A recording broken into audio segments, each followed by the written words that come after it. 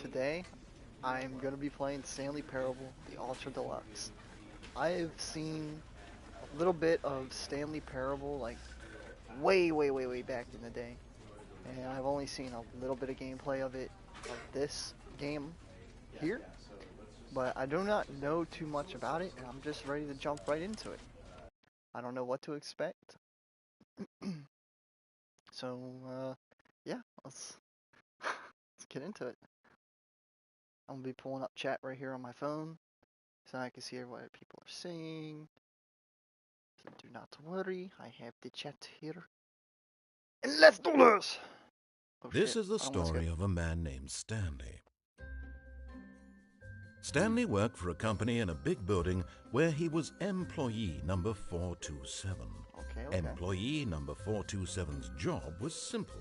He sat at his desk in room 427 and he pushed buttons on a keyboard. Oh. Orders came to him through a monitor on his desk, telling him what buttons to push, how long to push them, and in what order. Oh. This is what employee 427 did every day of every month of every year.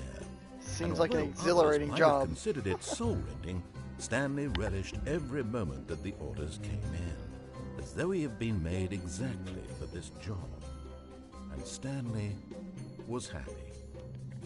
At least he was happy. And then one day, something very peculiar happened. Uh-oh. Something that would forever change Stanley. Something he would never quite forget. Oh? He had been at his desk for nearly an hour when he realized that not one single order had arrived on the monitor for him to follow. Oh, shit. No one had showed up to give him instructions, call a meeting, or even say hi. Never in all his years at the company had this happened. Oh no, they're A1 isolation. employees, they always show Something was very clearly wrong. Yes, there's Shocked, something wrong. Frozen solid, Stanley found himself unable to move for the longest time. Okay. But as he came to his wits and regained his senses, he got up from his desk and stepped out of his office. Oh, if you guys are wondering why there's a mouse in the middle of the screen, I actually was able to customize my little cursor. Alrighty, cool. So I picked a mouse. Thought it'd be fitting to this type of office game.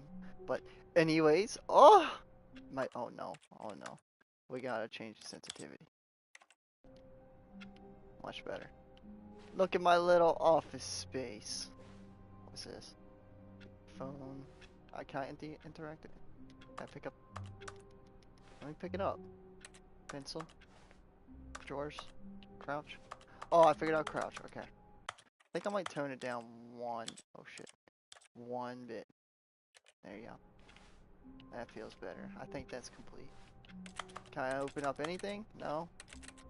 Hello? Computer? Boop, boop, boop, boop, boop, boop, boop. Let me answer the phone.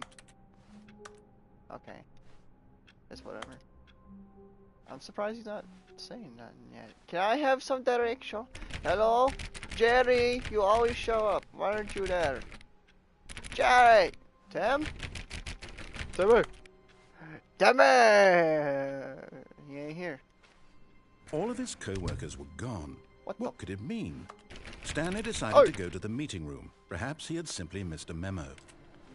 I don't know. No matter how hard Stanley looked, he couldn't find a trace of his co-workers. I know. Oh, no! I turned it off. Oh, I can't turn it back on. My fucking office stats are gonna be through the roof compared to these guys. Oh, John! Are you really just doing this for the trophy? Yeah. Click a door 5 times? Is that all you think a trophy is worth? No, 1, no, 2, no, 3, no, 4, 5. I can't just give these merits away for such little effort. Measly 5 clicks. Now, suppose you were to click the door 20 times. I would say that's the kind of effort that warrants recognition. What if I do it 100 times? I have to say, I'm still not feeling the satisfaction of witnessing true effort for a noble cause. Okay, what number? Perhaps 50 clicks will do it. 50? Yes, Okay. almost certainly 50 clicks. I have no clue what number I'm at right now. Probably over 50, unless it resets the counter. No, I'm still not feeling it. I Bro. want this trophy to have meant something. It has to be a true reward for valiant effort. I want to see some hustle, Stanley. I want to see commitment, a willingness to go all the way no matter the cost. why don't you go put 20 clicks into door number 417? Where's 417? You trying to bait me out of this room?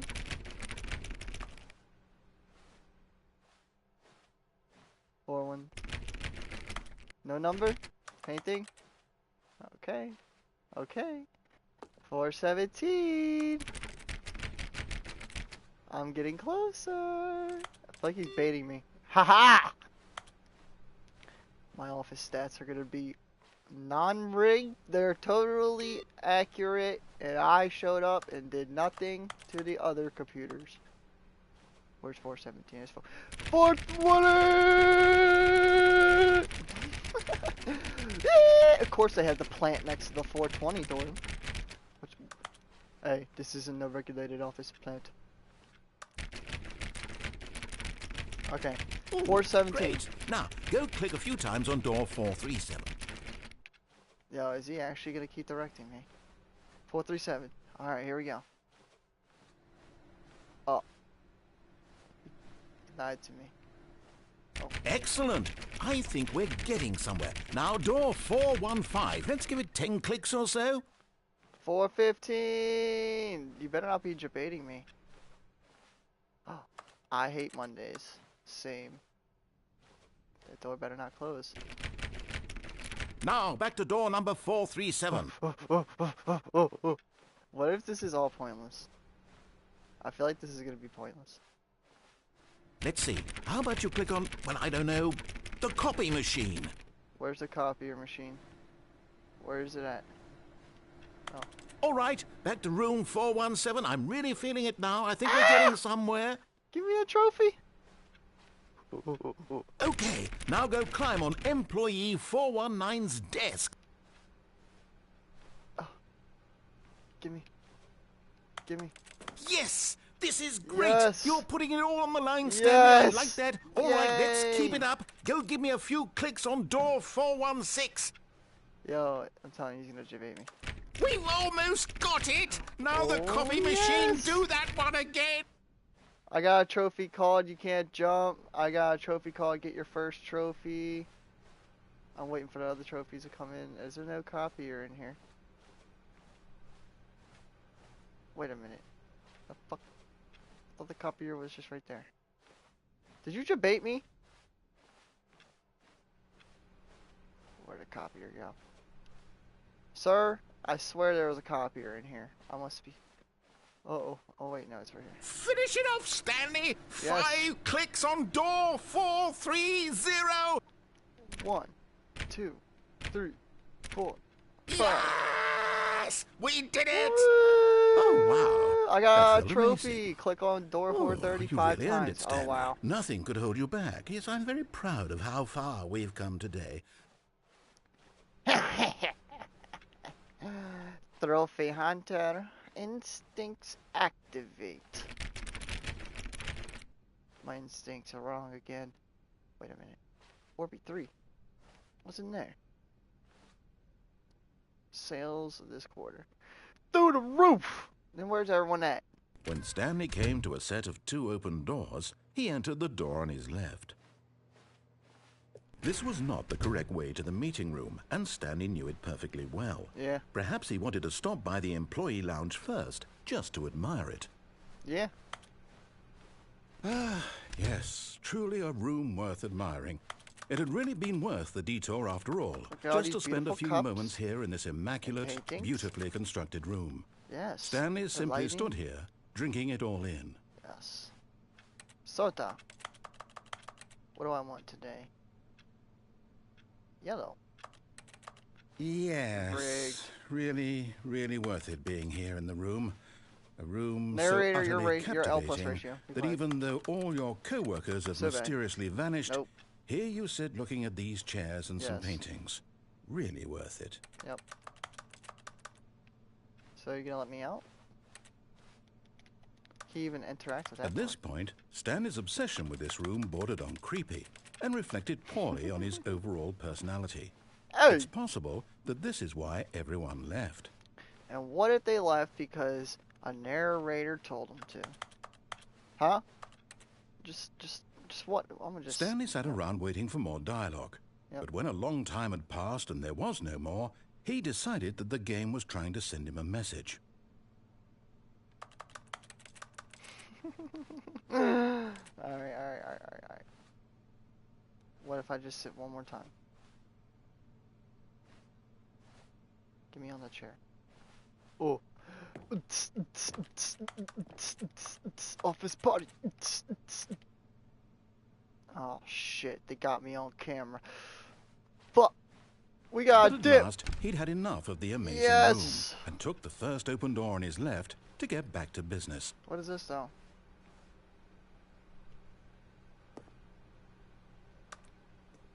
Stanley was so bad at following directions, it's incredible he wasn't fired years ago.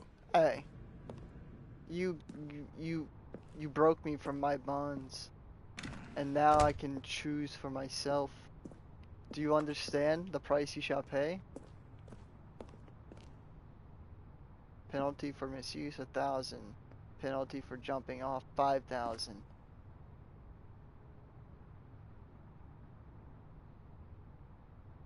I really want to do it now. Look, Stanley, I think perhaps we've gotten off on the wrong foot here. I think I'm so. not your enemy, really, I'm not. I There's a realize door that right investing your trust in someone else can be difficult, there's a but door the up fact there. is that the story has been about nothing but you all this time. We're going to that one. There's someone I you've wanna been see that neglecting, one. Stanley. Someone you've forgotten about. What? Oh. Really?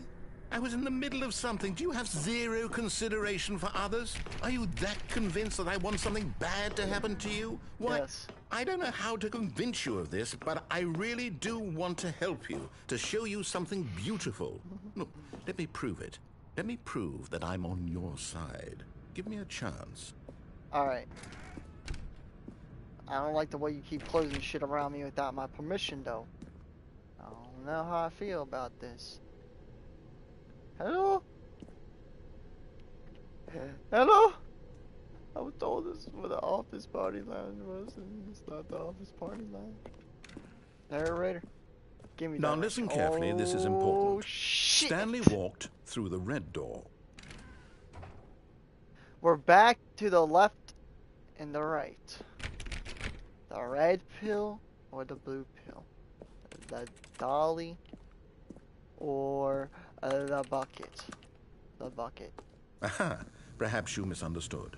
Stanley walked through the red door. What if I do it again? I still don't think we're communicating properly. Stanley walked through the red door. Hey! Oh, there's a blue right here. All right, fine. Go ahead, Stanley. You want to know so badly what's out there? You want to Yes. find out what lies at the end of this road you've chosen? Well, Yes. don't let me stop you. You see? There's nothing here. What the I haven't even finished building this section of the map because you were never supposed to be here in the first place. Broken rooms, exposed developer textures. Is this what you had wanted? Yes. Was it worth ruining the entire story I had written out specifically for you? Hey! Do you not Don't think raise I your put voice a lot at of me. time into that? Because I did. And in the end, it was all for nothing. Because this is what you wanted to see. Help me here, Stanley. Help Okay, you're elucidate really these beating me here strange now, and unknowable narrator. desires of yours. What would have made this game better? What did you want to see? Vehicles? Skill trees? No, no, Work no, with no, me. no, You've given me absolutely nothing so far. Tell you what. Let me take a stab in the dark at a new design, and you can give me some feedback. Alright. There we go. A third option. This already feels leaps ahead of where we were before. Go ahead, Stanley. Take it for a spin.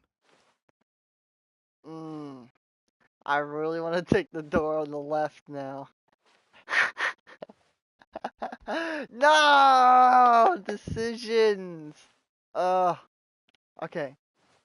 What if I were to take the door on the left? And finally listen to him? Or just take the door on the right again? But he wants to show me... Alright, I'll get the feedback. I'll give him some feedback. Okay, I'm going to stop you there. Now, tell me about your experience with this new version. Would you say that the game benefited from allowing you more choices? Feel free to be honest. I'm looking for some real critical feedback here. 3. Oh, of course. A 3. Really? Maybe next time we can get you to form an actual opinion, you know? Any level of critical thinking or engagement with your surroundings. Does that sound good? Think we Yeah. can do that? Yes? Yes. You can do the same here. Wonderful. Here, based on the data from your previous playthrough, I've compiled a new version. I've And never to be played this perfectly game before, candid, sir. I think I've knocked it out of the park with this one. Let's take a look. Oh, fuck. Hey! Leaderboard. Is this real? Oh, I'm starting to feel like this isn't. Oh, yep. Yep. Yep. Only 3% of the worst players chose blue door.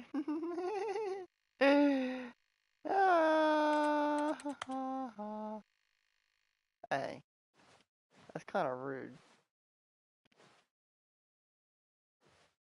Okay, you want some feedback on it again? Now, would you say that competitive leaderboard helped you feel motivated to keep walking through doors? Again, honest answers, please. No. Hey, I nearly forgot. I've got a prototype of a new game I've been working on, and now would be a lovely opportunity to give it some playtesting. You wouldn't mind taking a look at it, would you? Perfect. Let me boot it up. Alright. Oh, shit.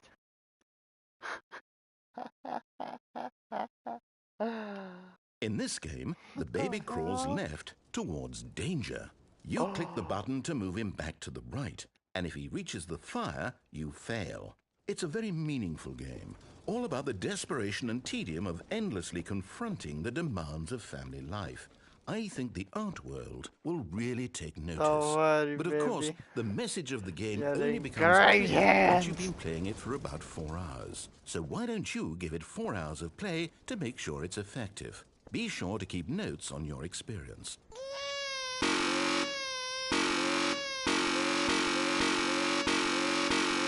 Alright, it's time to go, baby. I'm sorry. You heartless bastard. Did you do it because you hate babies or purely to spite me? That was Because annoying. if it's the latter, well, I don't know what to do. I'm completely out of ideas. I can't think of a single thing that might improve the experience for me. I'm not even going to try. I'm out. I'm done. It's over. Oh. Thank you for playing. Your input was extremely valuable. Oh, hey, since my game was so awful, why don't we play someone else's game? Just to ease the pain. Let's see. What do we have here? Yes, this seems like it'll work. Let's give it a shot. Yeah, hit me. Hit me with your best shot. I'm about to see if it's good indeed, sir. Aha! Fascinating. What do you think this game is about, Stanley? What's our backstory? Oh, I what is remember our this motivation? game. Isn't this Firewatch? Well, it seems obvious to me that you are meant to play as a creepy man spying on innocent civilians below you from up high in your creep tower, perhaps for some sort of twisted erotic purpose. Yes.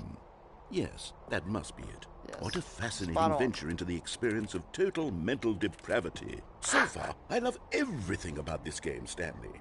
And it seems there's even more. Come, let's venture outward and see what else is out there. Woo!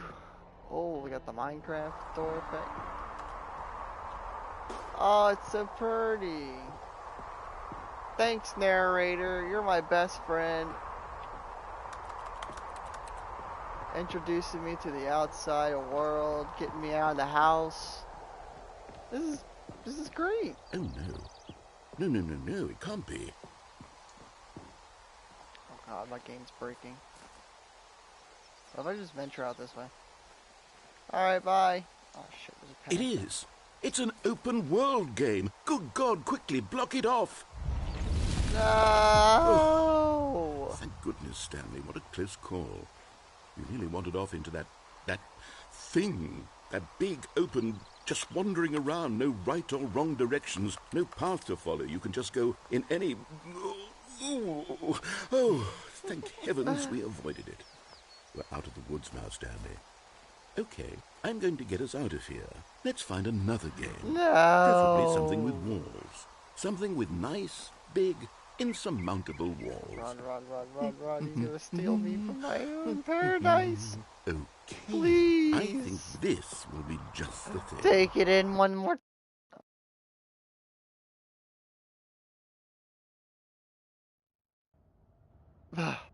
What the fuck? Wonderful. See, this is exactly what I had in mind. Just a nice big box for you to run around in. Yeah. There isn't any possibility that you could get lost here. Now this is game design. Yeah, Stanley, boy. if you manage to get lost in this game, I will be phenomenally impressed. Okay, so what exactly do we do here? I don't Let's know. see. You tell me. There are lots of cars here in the back, but obviously there's no racetrack. Okay, I'm seeing that there's a ball of some kind back here. Is this game sports ball? Stanley, I think it's sports ball. Oh, what fun. We shall run the bases and do a touchdown together. Yes, I think surely we must. Okay, Stanley, here's the ball. Have fun. Holy shit. I'm fast as fuck, boy.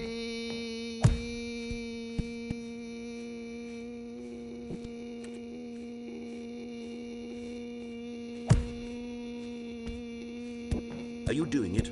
Are you winning? Is this fun? Is it better than my miserable little story that I worked so hard on? Stanley, I have a thought.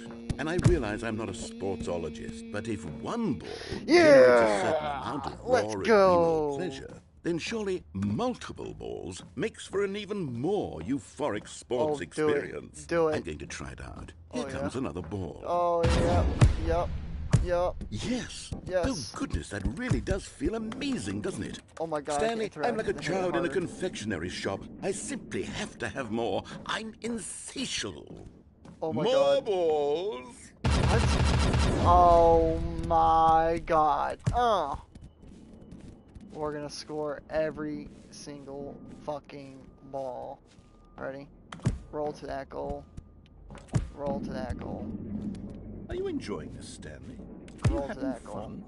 Is this a real video game? Roll Well, I to that sure goal. hope you're having a good time, because guess what? It's over. That's right. What Your the little hell? fun comes to an end. This is my game, and what I say goes. Hey! You get to have fun when I let you, Stanley. Besides, Well, too you bad I need already someone like me to set boundaries for you. Without rules or boundaries, video games are nothing. Yes, that's what I am. I'm structure. I'm your sense of purpose. And since you decided you didn't want to play my game, now I don't want to play with you either. So, goodbye, Stanley. I'm leaving. See how you like it when I'm not around to set the rules. Somehow, I don't... Hold on. What are you doing? Hold on, what are you doing? Bye! I went in the blue end. What the hell? Stanley, don't do that. I can't follow you there. I can't help you. Oh. How will you write a story without me? You can't do it. You know that. Stanley, come back. Oh! I almost fell into the void. I'm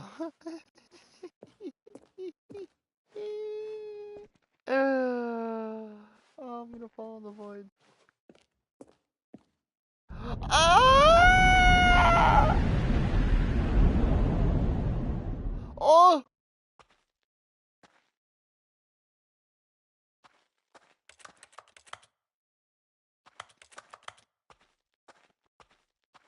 Hello? I wanna go back to Rocket League.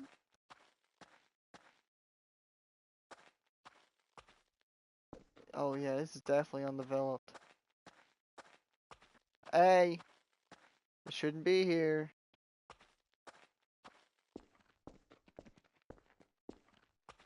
This is poorly developed. This is danger. I will sue you if I slip.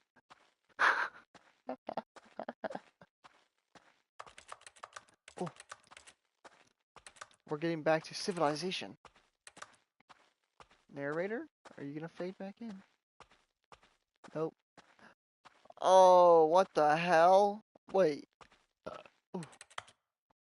I mean, it makes me want to drink more Sprite now.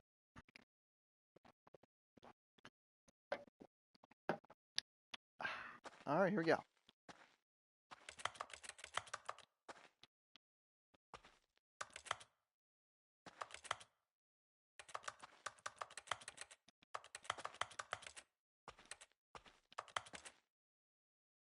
Who the fuck is watching me? Okay, what do I do? I wonder what he found. Hey! If what he wanted was to be the leading man in his own story, well, perhaps he's gotten it. Down in wherever he is right now. Bruh. I wonder if he's happy with his choice. Yeah. And if he's learned the heavy cost that comes with it. Yeah. He'll understand soon what I was trying to tell him.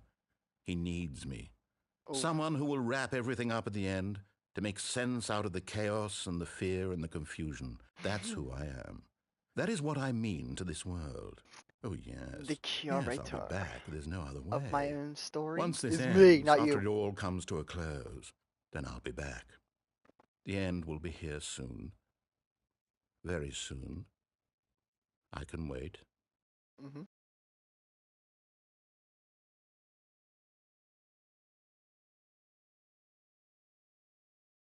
Oh, what's happening?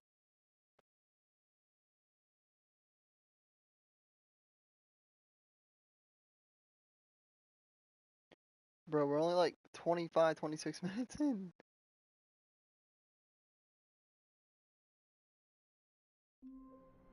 Oh! I'm back.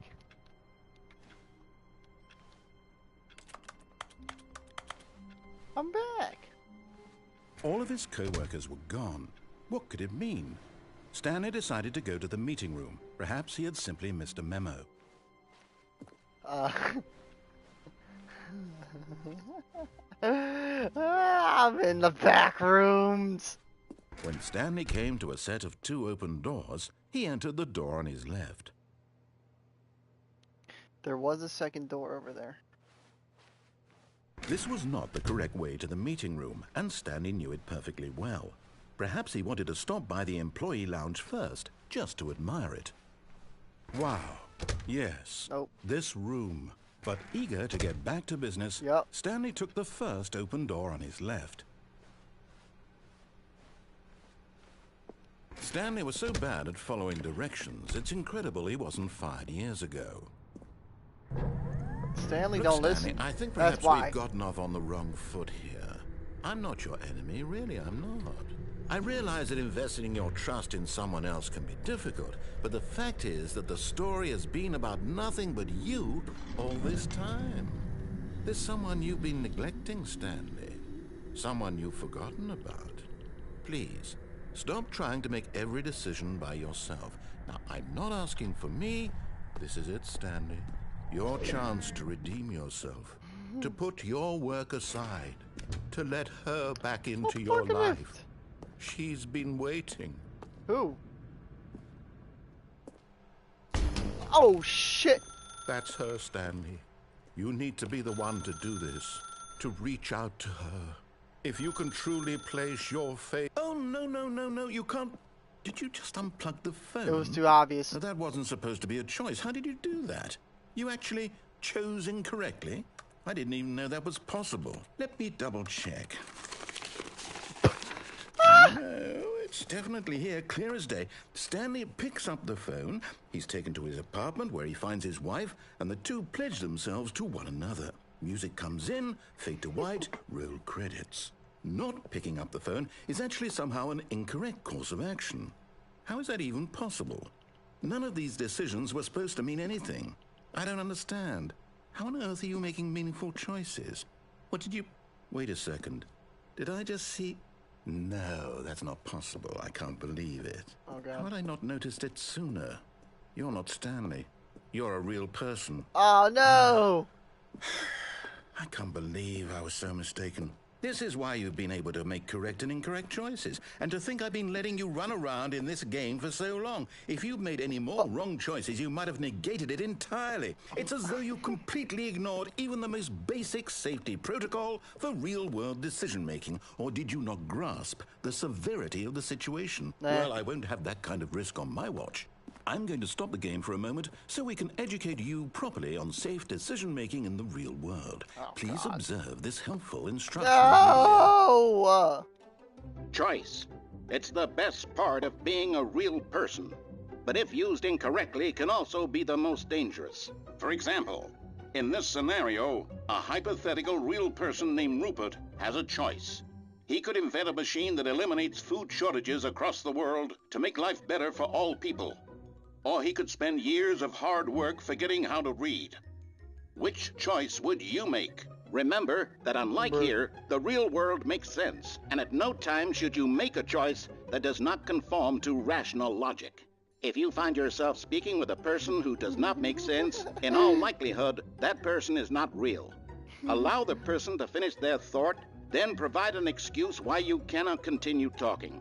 Turn to a partner and practice saying, "My goodness, is it 4:30? I'm supposed to be having a back, sack, and crack." My goodness, is it 4:30? I'm supposed to be having my ball sack cracked. Yeah, nailed it. Excellent. Yeah. Making choices on a regular basis is the best part to a healthy decision-making process. Most medical professionals recommend making at least 8 choices per day. Do you make more than 8? Less? And finally, if you begin to wonder if your choices are actually meaningful and whether you'll ever make a significant contribution to the world, just remember that in the vast infiniteness of space, your thoughts and problems are materially insignificant, and the feeling should subside. At this time, your instructor will guide you in an exercise to test and reinforce the material covered in this video. All right. I'm feeling Welcome well back. educated. You may have noticed that this room has begun to deteriorate as a result of narrative contradiction. But not to worry. Now that you're properly informed on good decision-making, we're going to revisit a choice you made just a few minutes ago and see what the correct thing to do would have been. This way, please. Oh, shit. No, wait. Okay, well.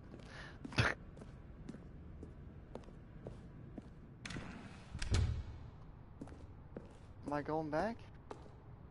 Oh. I'm gonna fake you out. I'm gonna fake you out. I'm gonna fake you out. I'm gonna fake it out. Now that we know your choices are meaningful, we can't have you jumping off the platform and dying. Imagine the main character dying senselessly halfway through the story. That story would make no sense at all. Dude, that's like we just need to get you home as soon as possible before the narrative contradiction gets any worse. Unfortunately, it seems this place is not well equipped to deal with reality.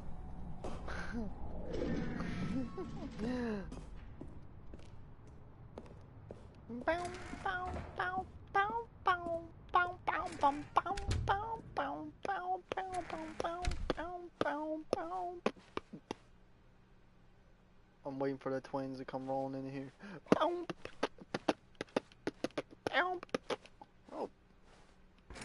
My favorite room! You'll take the door on the left, back to the correct ending, the story will have resolution once again, and you'll be home free in the real world. Will I now? Will I though? Alright, back to work. Back to work. Woo! Now remember, all you need to do is behave exactly as Stanley would. That means choosing responsibly and always putting the story first. I'm quite sure you'll be up to the task. Just follow my lead and you'll be fine. All right. When Stanley came to a set of 2 open doors, he entered the door on his left. No! Why did you do that? Quickly, hurry back in the other direction. Perhaps we're not too late. All right. Shoop. Shoop. Shoop. Shoop. Shoop. I finally went left.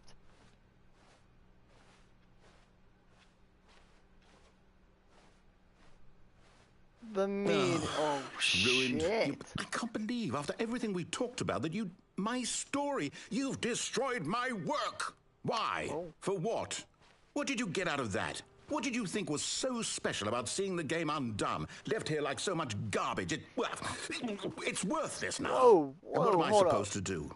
Even if there were a way to continue, would it be worth it? To know that my story is now incorrect? How can I go back to that? I can't erase that knowledge. I'll have to live with it forever. Reliving its impossibility forever. I couldn't live that way. Is it better to shut the game down entirely? To willingly destroy all of my work? No! No. What's the answer? What do I do? What do I do? What do I... No, I have to. I have to shut the game down. I have to. No, why? I have to. Oh, fuck. We're getting out of here.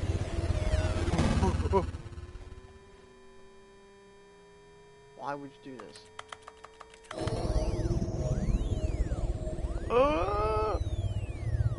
Help! He's trying to kill me! I'm here. Oh, I'm okay. still here. Here in this pile of rubbish. With you. You. Who thought you were so clever. Yes. Now look where we are. Yep. My entire game is destroyed. It's your fault. It was the only thing in the world that was Give me mine, choice. and you've run it into the ground. What, did you think that would be funny? You Yes. just had to see? Didn't I impress upon you how important it was to be like Stanley? He actually knows how to do what I tell him to. He understands that if I say to do something, there's a damn good reason for it. Oh! That thought hadn't even Why you gotta occurred fuck to you, cousin had me, it? man? That there's a world outside of you? You're a child. Alright. I'm a Chad. My story. If you'd just gone through the door on the left, you would have seen it. There was a whole underground facility. You would have destroyed it and been victorious. It would have been so perfect. I worked so hard on it. I tried so hard to make... behave exactly as Stanley would. That means choosing responsibly and always putting the story first. I'm quite sure you'll be up to the task. Just follow my lead and you'll be fine. All right. When Stanley came to a set of 2 open doors, he entered the door on his left.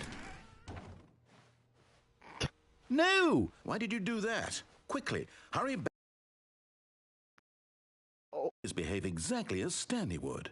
That means choosing responsibly and always putting the story first. I'm quite sure you'll be up to the task. Just follow my lead and you'll be fine. All right. When Stanley came to a set of 2 open doors, he entered the door on his left.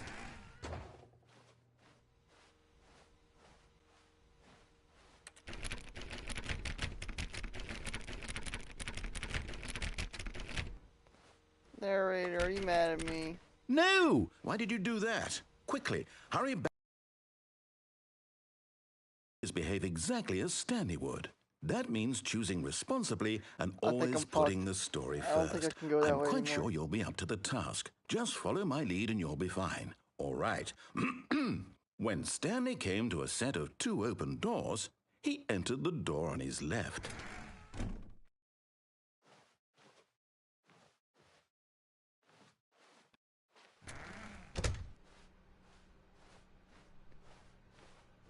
Oh, we finally made it to the meeting room.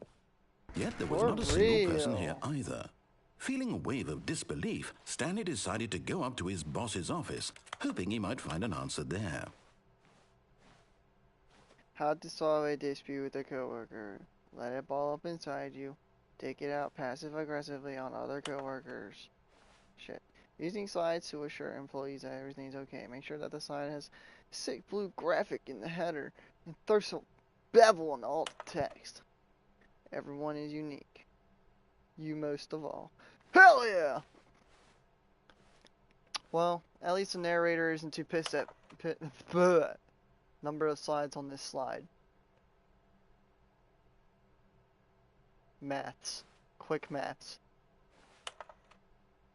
Rate out which charts on the same slide depict the same information. Hell yeah! Alright, I'm done looking at that. Broom closet. Alright, we got some Coming to a steps. staircase, Stanley walked upstairs to his boss's office. Well, up is the only way we can go, so we might as well go up. Damn! He's high rolling up here. Hey, boss! Hold up. Hey. You got some shit? Got some shit? Hey, he got the office plant, same one by the door 420. Stepping inside his manager's office, Stanley was once again stunned to discover not an indication of any human life. Shocked, unraveled, Stanley wondered in disbelief who orchestrated this. until he saw the door with a voice receiver next to it. Surely behind this door lay all the answers to his questions. And beyond all probability, he knew the passcode. He had seen it on his boss's computer just last week. Night Shark 115. Was this the code to open the door? Would it still work? There was only one way to find out. Yes. Stanley had been trained never to speak up, but now he would draw from within himself the courage to face the unknown. He drew a sharp breath and then spoke the code. Did I just hit the button? My guy doesn't talk, brother. Oh! Stanley spoke the code. Night Shark 115. He spoke it into the receiver, right there on the wall. Day Squid 239. I'm sorry, is there a problem? Yeah. You didn't mishear me, did you? Please speak the code into the receiver. Otherwise, we can't get on with the story. This is a crucial step. I'm walking away. You just don't want to come to a compromise, huh? Okay, fine. You're not going to do it. But you know what? It's pretty humiliating to bring you this far, only for you to suddenly decide you have better things to do. I asked you for this one single thing, for your respect. The kind of respect Stanley shows for his choices. He knows what it means to take a story seriously. If you didn't want to see what I had to show you, then why did you come here? You had a choice, you know. You could have gone through the door on the right. You could have done whatever the hell you wanted over there. Why did you come this way? I already did it. Say something to me. Explain yourself, you coward. You... When Stanley came to a set of 2 open doors, he entered the door on his left. Stanley? Hello? Are you... Is everything okay? Stanley? Stanley, please. I need you to make a choice. I need you to walk through the door. Are you listening? That's to me? it? Can you hear me? Is everything all right? Stanley, this is important. The story needs you. It needs you to make a decision. It cannot exist without you. Do you understand me? Whatever choice you make is just fine. They're both correct. You cannot be wrong here. We can work together. I'll accept whatever you do. I simply need you to take that step forward, please. Choose. I'm Do sorry, something. friend. Anything. This is more important than you can ever know. I need this. The story needs it. So, you hear me? Are you there? Are you listening to this? Stanley, are you there? Oh, I feel bad. Okay. It's okay, I can wait. You need time to decide.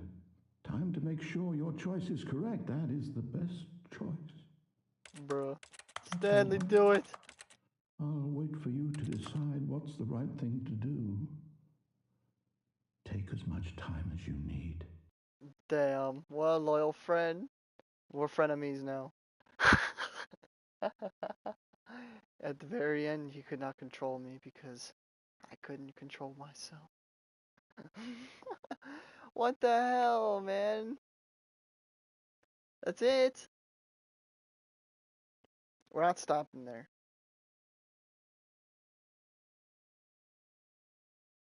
We already discovered a lot. That was really fun, but we're not stopping there.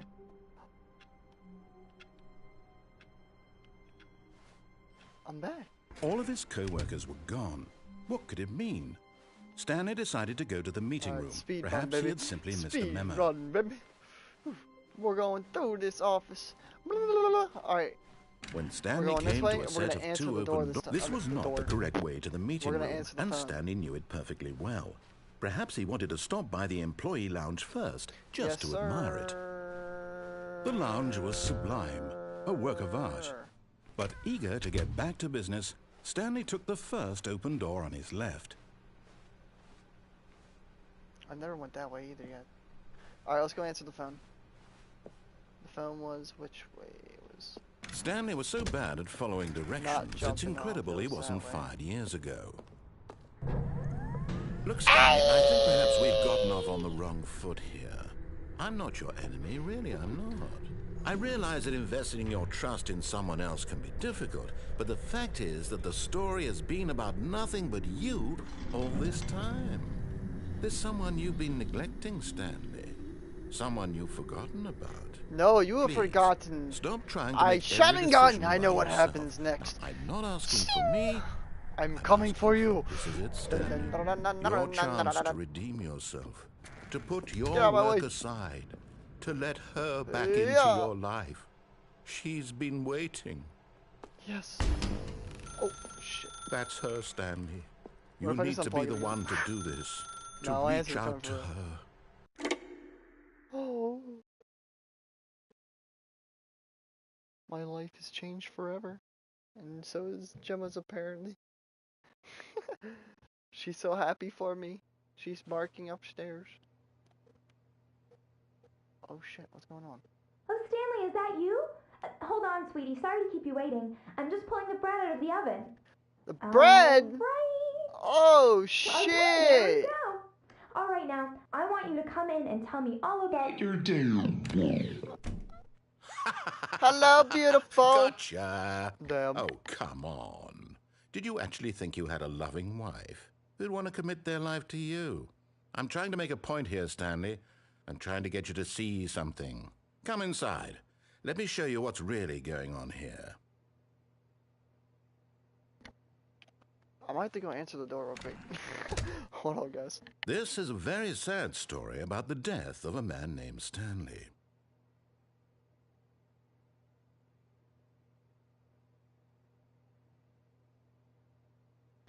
Shit, what happened? Stanley is quite a boring fellow. He has a job that demands nothing Someone else of got the him, door, someone and else. every button that he pushes is a reminder of the inconsequential nature of his existence. Hello, wife. What if I just don't press it? Look at him there, pushing buttons, doing exactly what he's told to do. Yes, Now sir. he's pushing a button. Now he's eating lunch. Oh, Now where's my he's lunch? going home. Now he's coming back to work. One might even feel sorry for him, except that he's chosen this life. If I hit square, I'm hitting square. But in his mind, in his mind he can go on fantastic adventures. From behind Yes, his sir. desk, Stanley dreamed of wild expeditions into the unknown, fantastic discoveries of new lands. It was wonderful. And each day that he returned to work was a reminder that none of it would ever happen to him. Yeah, where's TV? And so he began to fantasize about his own job. First, he imagined that one day while at work, Wow, he look stepped at all up from that. his desk to realize that all of his co-workers, his boss, everyone Man, in we're the staying up late building watching had this show. suddenly vanished off the face of the earth. The thought Now we're chill. excited him terribly. You want to spend time with the boys? Let's go. So he went further. He imagined that he came to two open doors and that he could go through either. At last, choice. It barely even mattered what lay behind each door. The mere thought that his decisions would mean something was almost too wonderful to behold. Prepare dinner. As he wandered through this fantasy world, he began to fill it with many possible paths and destinations. Oh! Down one path lay that an always like enormous that? round room with monitors and mind controls. And down another was a yellow line that weaved in many directions. And down another was a game with a baby. And he called it the Stanley Parable. Tell your kids a story. It was such a wonderful fantasy, and so in his head he relived it again, and then again, and again, Wow. over and over, wishing beyond hope that it would never end, that he might always feel this free. Surely there's an answer down some new path, mustn't there be? Perhaps if he played just one more time. But there is no answer. Oh. How could there possibly be? In reality, all he's doing is pushing the same buttons he always has. Nothing has changed. Yes, sir. The longer he spends here, the more invested he gets. The more he forgets which life is the real Yeah, one. fucking the wife. I'm by myself there. And I'm trying to tell him this, Back that to in this the world light. he can never be anything but an observer. that as long as he remains here, he's slowly killing himself. Oh. But he won't listen to me. He won't stop. Here, watch this. Stanley, the next time the screen asks you to push a button, do not do it. But I had to be at work in the morning.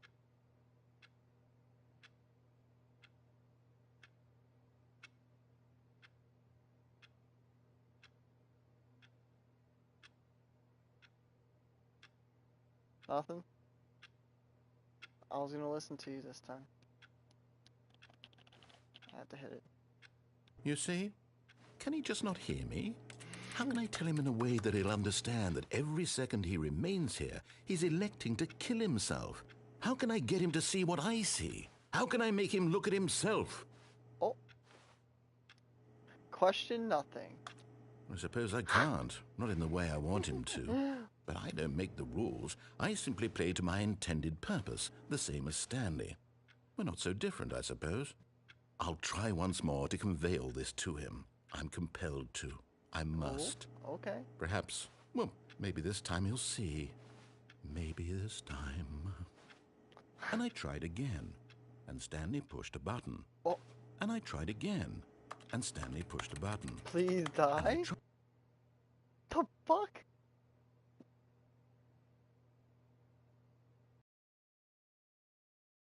Oh god, where the hell am I going now?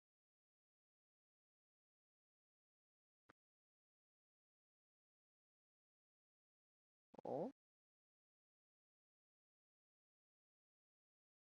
Hello?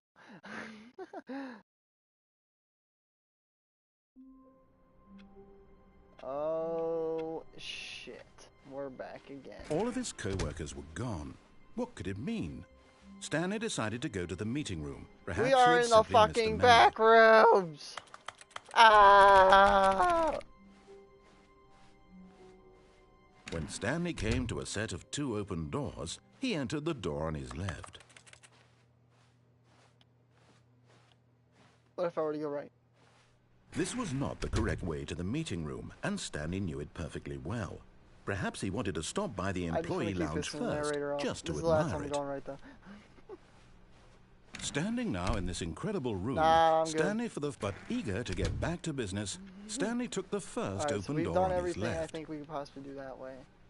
And so he detoured through the maintenance section, walked straight ahead to the opposite door, and got back on track.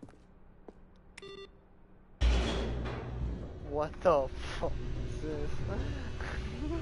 this? Are we taking a secure way down to where I fucking fell into the void? But Stanley didn't want to go back to the office. He wanted to wander about and get even further off track. So now in order to get back, he needed to go,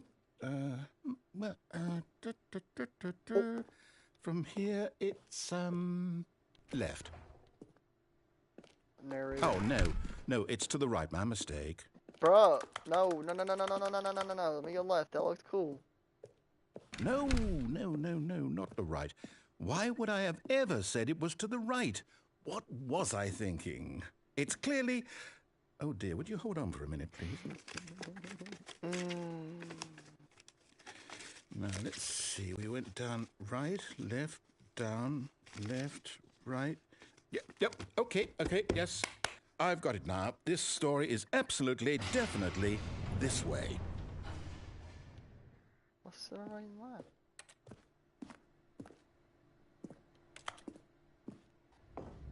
I'm curious. We are descending deep. Fire! No. This isn't right at all. You're not supposed to be here yet. This is all a spoiler. Quick, Stanley, close your eyes. Okay. We just have to get back to, oh, who am I kidding? Wow. It's all rubbish now. The whole story completely unusable. How about, rather than waste my time trying to salvage this nonsense, we'll just restart the game from the beginning. Bruh, and this don't time, do it. suppose we don't wander so far off track, Okay, from the top.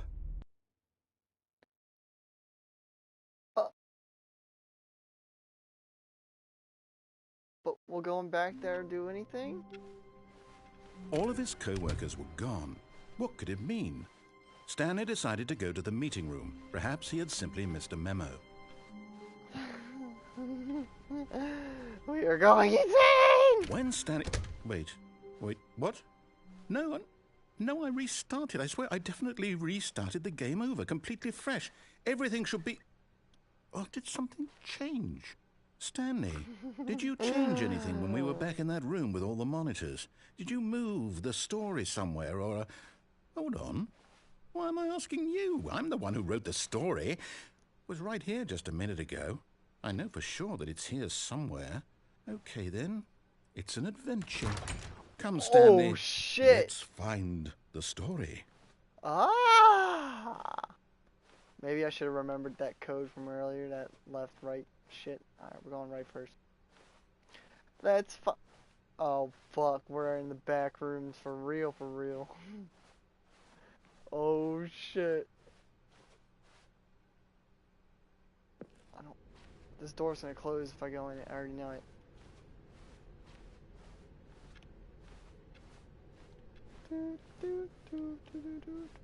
I'll say it. This is the worst adventure I've ever been on. I can promise you there definitely was a story here before. Do we need to restart the game again? Well, I find it unlikely that we'll ever progress by starting over and over again, but it's got to be better than this. Okay, let's give it a shot. Why not? What you did, they're just fuck.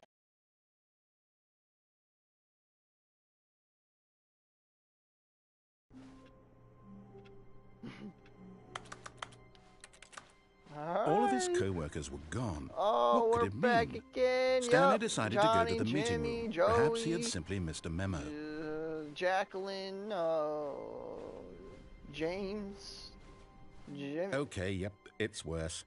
I might be remembering this wrong. It's possible the story is back where we just came from. Why don't we go back the other direction and see if we missed anything? Okay. Alright, here we go.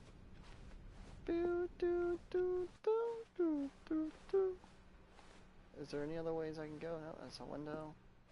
Aha! I knew we'd How the miss something. fuck did this get here? The story. Here it comes. Ah. No, wait. Never mind. Not the story. Okay, let's head back the other way and retrace our steps. Got you, Chief. Let's go. Oh, wait, no. That's not what I thought it was. Now this... Well, I'll be honest. I don't recognize this place at all. Is this the story? I don't think so.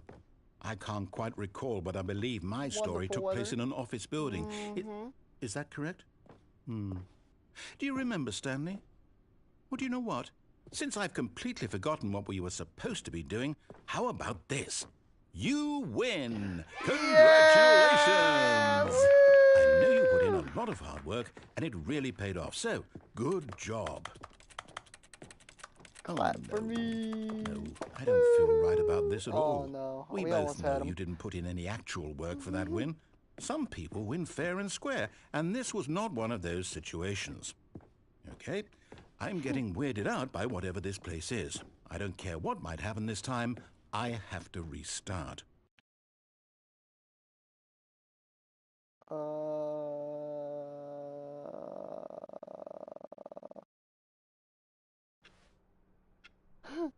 All right, I've got a solution. This time, to make sure we don't get lost, I've employed the help of the Stanley Parable Adventure Line. Just follow the line. How simple is that? Okay.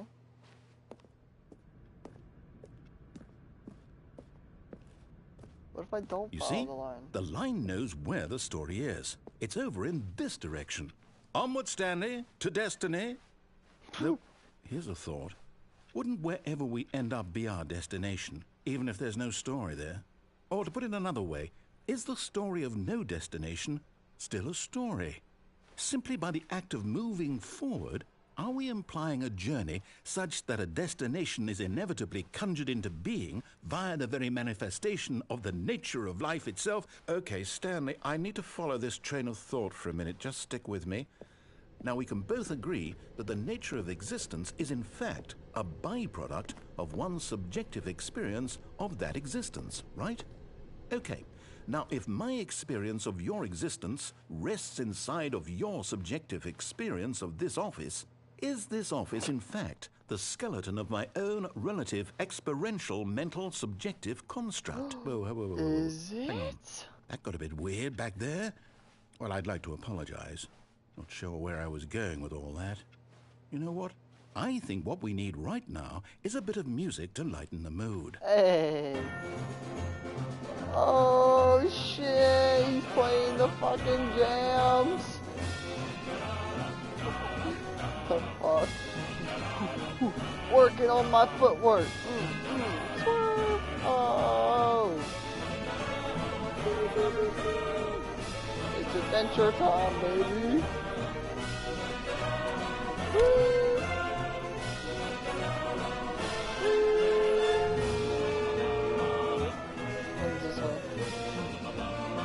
Same thing. Wait, cut the music. Yes. Go back and look at that fern. Stanley, this fern will be very important later in the story.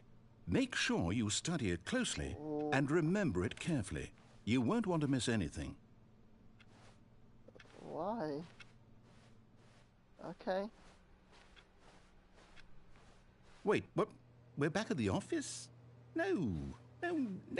Line, you do know we're looking for the Stanley Parable, right? The story? Is any of this ringing a bell? Oh. Oh, no, not again. Line, how could you have done this to us? And after we trusted you, after everything we've Line been through... is goated. Let's I go. can't take this anymore. To hell with it. Restart. Bro, he's gonna take my friend Line away. Yellow Line, no. Oh no, he didn't. Okay. Alright, Line, let's go. You know what, Stanley? What I the say forget the adventure line. What's it ever done for us? We're intelligent people, right? Yes. Why can't we make up our own story? Alright, Something let's do it. exciting, daring, mysterious. Ooh, this all sounds perfectly doable. Why don't we simply start wandering in, well, I don't know.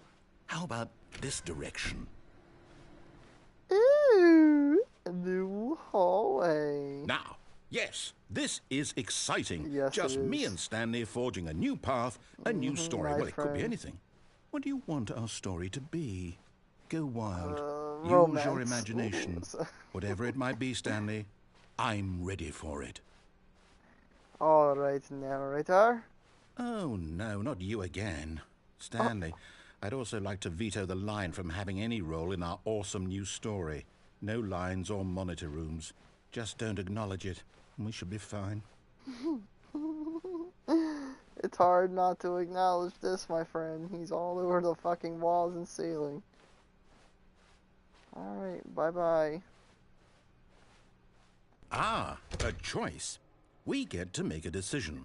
From here, the story is in our control. How important we mustn't squander the opportunity. In fact, I believe I need a minute to think here.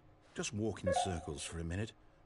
Okay, so I know that each door has to lead somewhere, which means that somewhere, the place where we're trying to go, there must be a reverse door that leads here.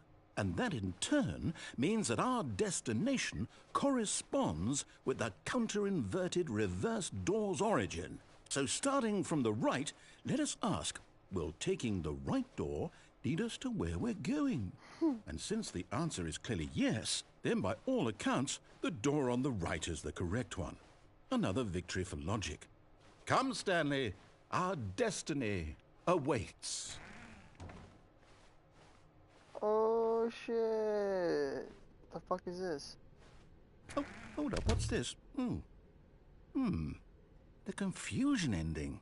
You're telling me that's what this is? It's all one giant ending? And we're supposed to restart the game, what, eight times? That's really how all this goes? It's all determined? So now, according to the schedule, I restart again. Then what? Am I just supposed to forget? Well, what if I don't want to forget? My mind goes blank simply because it's written here on this thing, wall. Well, who consulted me? Why don't I get to decide? Why don't I get a say in all of this? Is it really... Oh. No, it can't be. I I don't want it to be. I don't want the game to keep restarting. I don't want to forget what's going on. I don't want to be trapped like this. I won't restart the game. I won't do it. I won't do it. I won't do it. Yes, you will.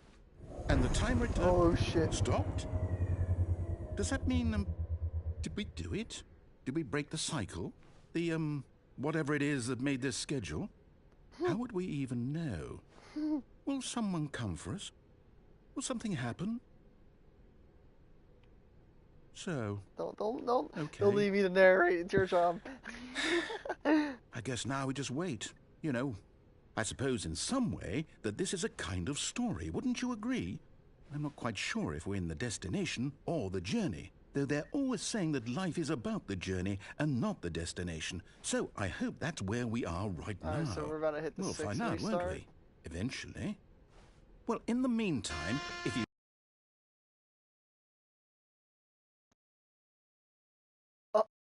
I don't remember everything it said, I'm gonna be honest. I know it said follow the line and find replica office falling apart.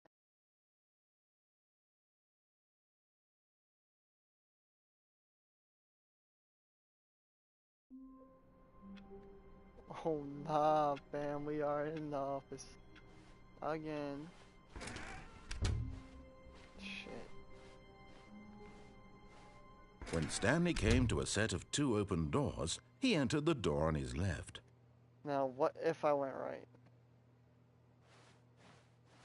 This was not the correct way to the meeting room, and Stanley knew it perfectly well. Perhaps he wanted to stop by the employee lounge first, just to admire it. Stanley felt lightheaded, butterflies in his stomach, giddy in a way he had never known before. Oh. Was it this room? Woo! The connection between the two? But eager to get back to Nope. business, Stanley Not took with the the room first anymore. open door on his left. Swoop. And so he detoured through the maintenance section, walked straight ahead to the opposite door, and got back on track.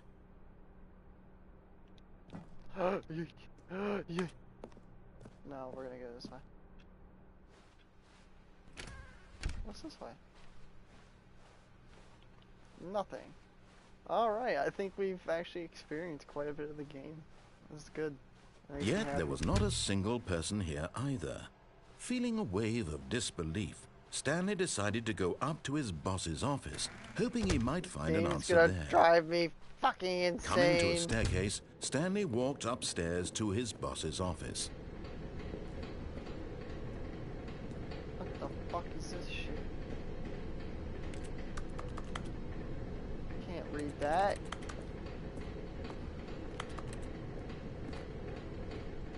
But Stanley Oh. just couldn't do it. He considered the possibility of facing his boss, admitting he had left his post during work hours. Oh, He true. might See, be look. fired for that. Reasonable. And in such a competitive economy, why had he taken that risk? All because he believed everyone had vanished? His boss would think he was crazy. And then something occurred to Stanley. Maybe, he thought to himself, maybe I am crazy. All of my co-workers blinking mysteriously out of existence in a single moment for Yeah. no reason at all. None of it made any logical sense. And as Stanley pondered this, going on? he began to make other strange observations. For example, why couldn't he see his feet when he looked down? Oh. Why did doors close automatically behind him wherever he went? And for that matter, these rooms were starting to look pretty familiar. Were they simply repeating? 1, 2, No, B, Stanley 4. said to himself, this is all too strange. This can't be real. And at last, he came to the conclusion that had been on the tip of his tongue. He just hadn't found the words for it. I'm dreaming! He Yay! yelled. This is all a dream. Oh, what a relief Stanley felt to have finally found an answer, an explanation. His co-workers weren't actually gone. 1, 2, B, He 4. wasn't going to lose his job. He wasn't crazy after all. And he thought to himself, I suppose I'll wake up soon.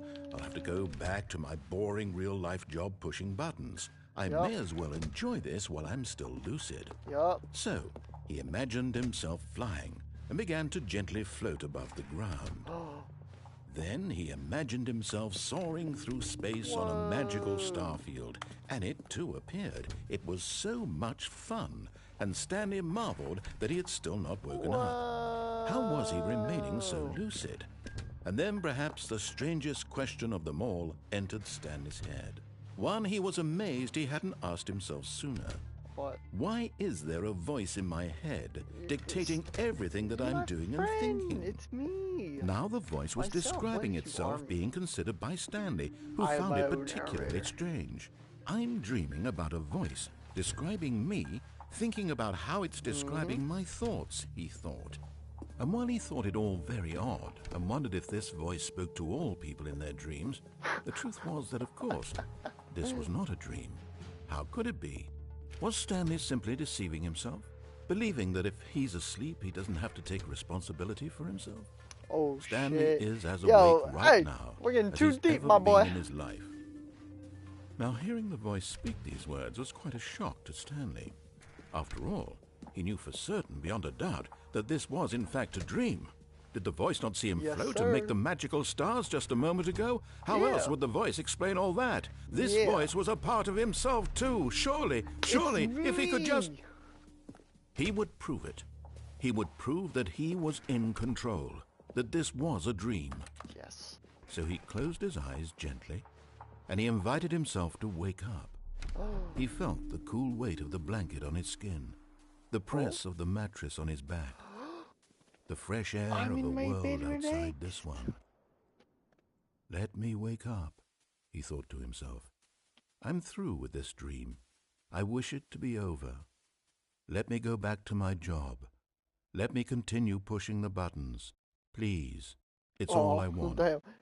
I want my apartment and my wife and my job. All I want is my life exactly the way it's always been.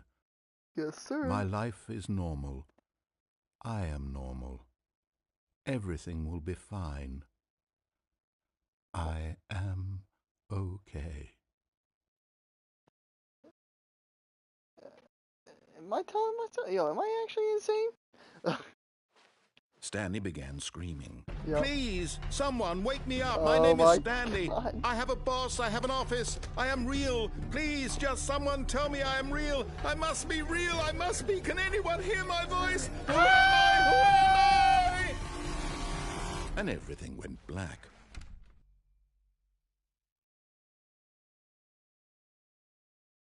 This is the story of a woman named Mariella. Huh? Mariella woke up on a day like any other.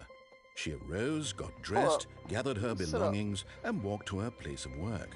But on this particular day, her walk was interrupted by the body of a man who had stumbled through town talking and screaming to himself, and then collapsed dead on the sidewalk.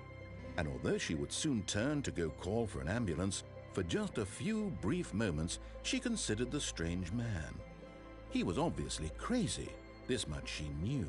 Everyone knows what crazy people look like. And in that moment, she thought to herself how lucky she was to be normal. I am sane. I am in control of my mind. I know what is real and what isn't. Damn. It was comforting you're taking to shots, see this, narrator. and in a certain way, Stop it. seeing this man made her feel better. But then she remembered the meeting she had scheduled for that day. The very important people whose impressions of her would affect her career, and by extension, the rest of her life. Yes, she had no queen. time for this, Yep. so it was only a moment that she stood there, staring down at the body. And then she Don't turned care and about the ran. person. Well, at least the ambulance was called. So I was insane the entire time. Oh my god.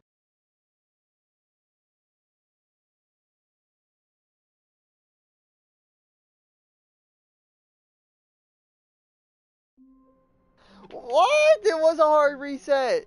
I'm pretty sure that was a hard reset this time. A soft wind blew outside and perhaps rain started, and if it did, it stopped shortly after. Oh, not yet. Stanley hoped that he would one day see weather. Yeah, don't remember that one.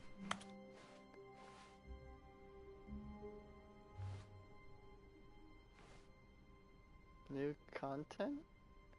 Oh, new content? What does that mean, new content?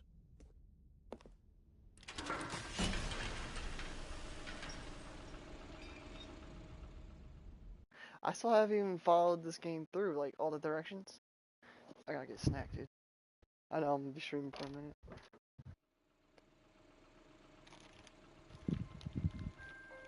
Damn, why is it so heavy?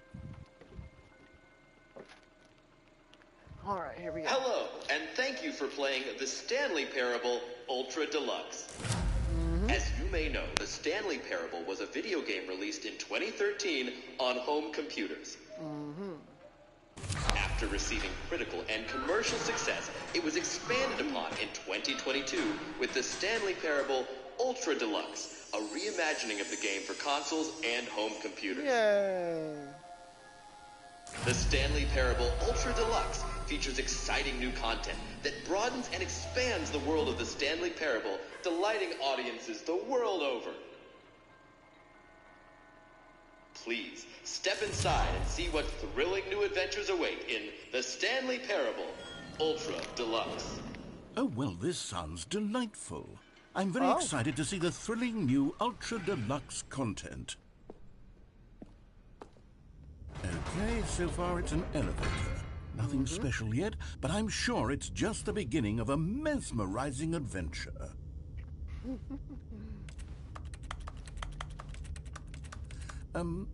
Is it broken? What's going on here? It's broken, my friend. Should we be moving somewhere or oh, here we go. All right, finally, at long last, it's on to the new content. I've never been more ready. Let's do it.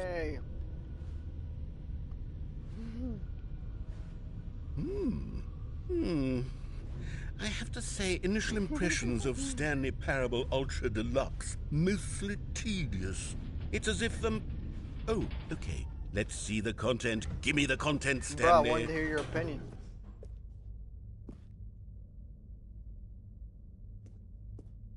All right. All right, let's see. It's the jump circle.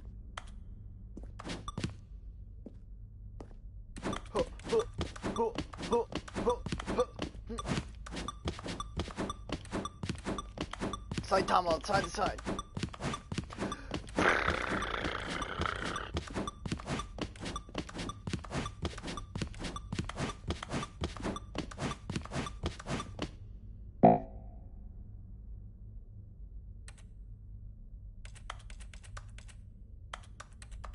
Well, this fucking sucks. I killed it. Is that it? Yeah. Surely that's not all the new content. There has to be something else, right? Goodness. Another elevator. Stanley, I have to say, initial impressions of this game are not positive. It's just elevators and jumping. Is this what passes for exciting new content? Yes, sir. If this is new content, then I could just read you the whole dictionary. There's 20 hours of new content right there. Hell, I could counter 30 trillion. You could put that on the box. The Stanley Parable Ultra Deluxe, now with over 1,000 hours of new content. And oh, wait. There's more. Very good. Yes. Yes, yes. I knew there had to be something else. Yes, yes. Let's see it. I'm ready for whatever it is. Here we go. Thank you for enjoying the new. That's it? Oh, you've got to be kidding me. You see, Stanley? This is what happens when greedy video game developers with no respect for their fan base rush a cheap expansion to market for no reason other than to make an easy dollar. And don't get me started on the level of craftsmanship that's gone into it. In fact, I'm looking right now at the game's trophies, and it's hard to believe one of them actually says, "Test trophy, please ignore." What quality assurance department signed off on this? I'm infuriated and I'm offended, and I intend to find these people on Twitter and hold them personally accountable. It's my fault, Stanley. I built up too much anticipation around the new content, I'm afraid. It could never have lived up to such expectations. If you're still with me, why don't we just reset the game, and we'll try to get back to what the Stanley Parable is really about. No frills, no gimmicks, just you and me having a great time together like always. Yes, sir. What do you say, I'll have a seat. friend?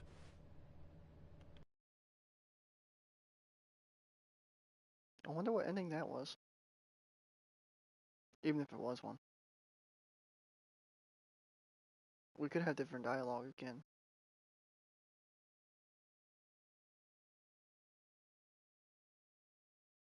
Give me the thrills. I want them.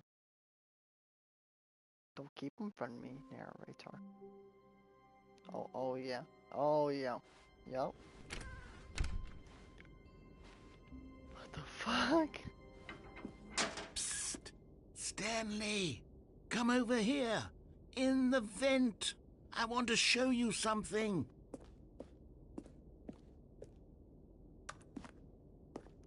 What's this? Oh, you don't want to see the cool surprise I made for you? Well, fine. You're a... Oh, never mind. You're not a dog. Oh!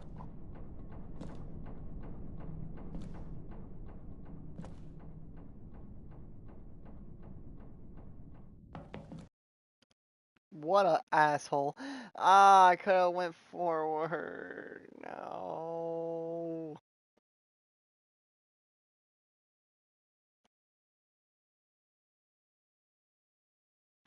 All because I wanted to see his surprise.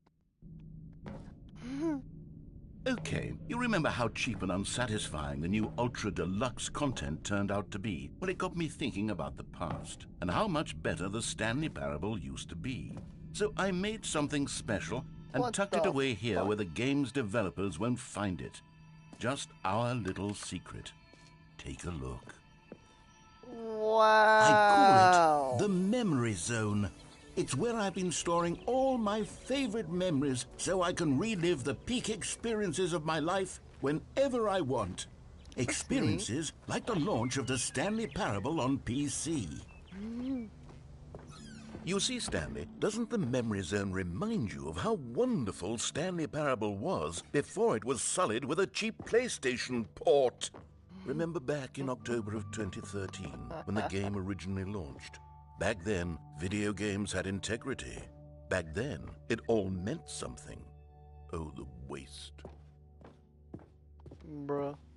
He's so fucking mad. Pretty cool, pretty cool. Smile, because it happened. Alpha test. Their first dollar.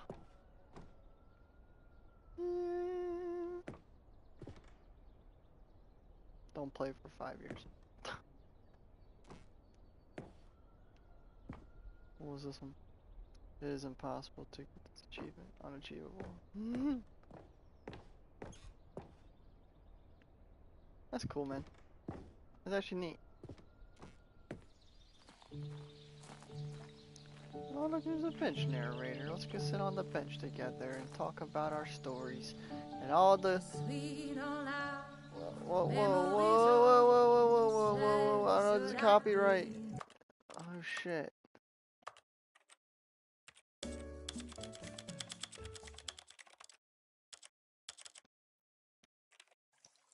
And over here is where I keep reviews of the Stanley Parable. Like this stunning triumph of games journalism, 10 out of 10 from Destructoid.com. James Stephanie Sterling writes, and I quote, "Where so many games that aspire to be more than games end up less than any form of art, Stanley Parable strives and then succeeds to be every game ever created." Did you hear that, Stanley?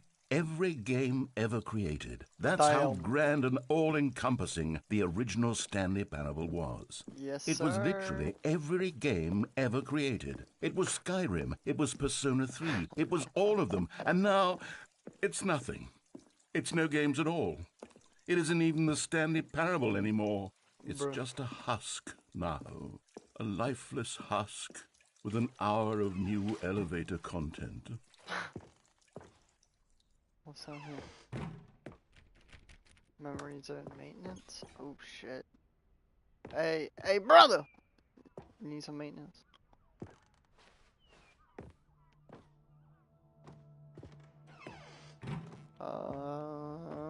Here's another moving passage, this time from GameSpot.com. The Stanley Parable is both a richly stimulating commentary on the nature of choice in games, and one that offers some of the most enjoyable, surprising, and rewarding choices I've ever been confronted with in a game. 9 out of 10. Don't you get it, Stanley? The game was perfect. It didn't need anything else. It didn't need new content. All they had to do was transport it in pristine condition along to the PlayStation. Boom, done. And they couldn't even do that. Couldn't resist the urge to go meddling with a beloved franchise. These were simpler times, Stanley.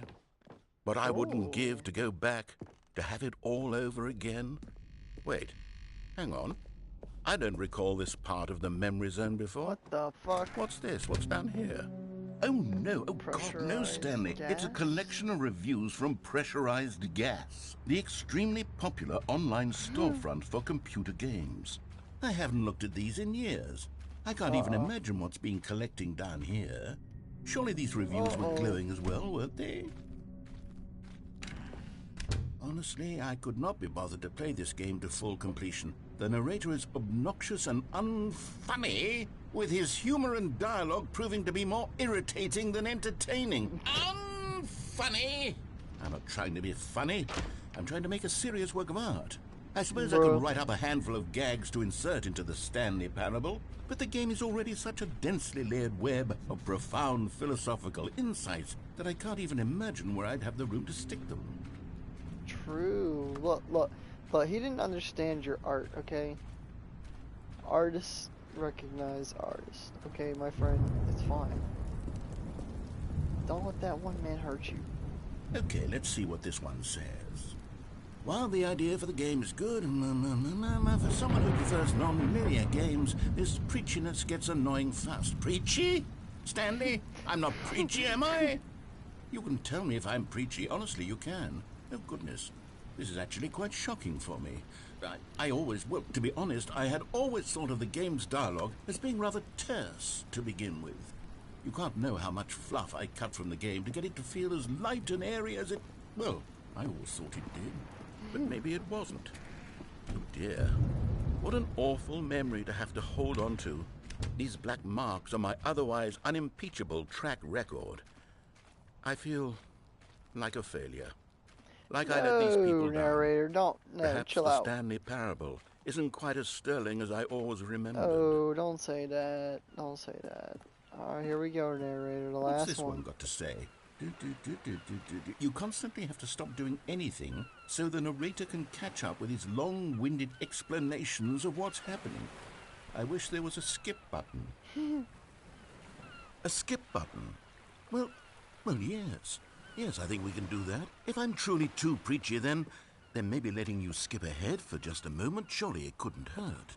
Ooh, Not if it means we can strike these negative reviews from the record. Only positive reviews what of the hell? Parable. That's my motto today, and it's always been my motto.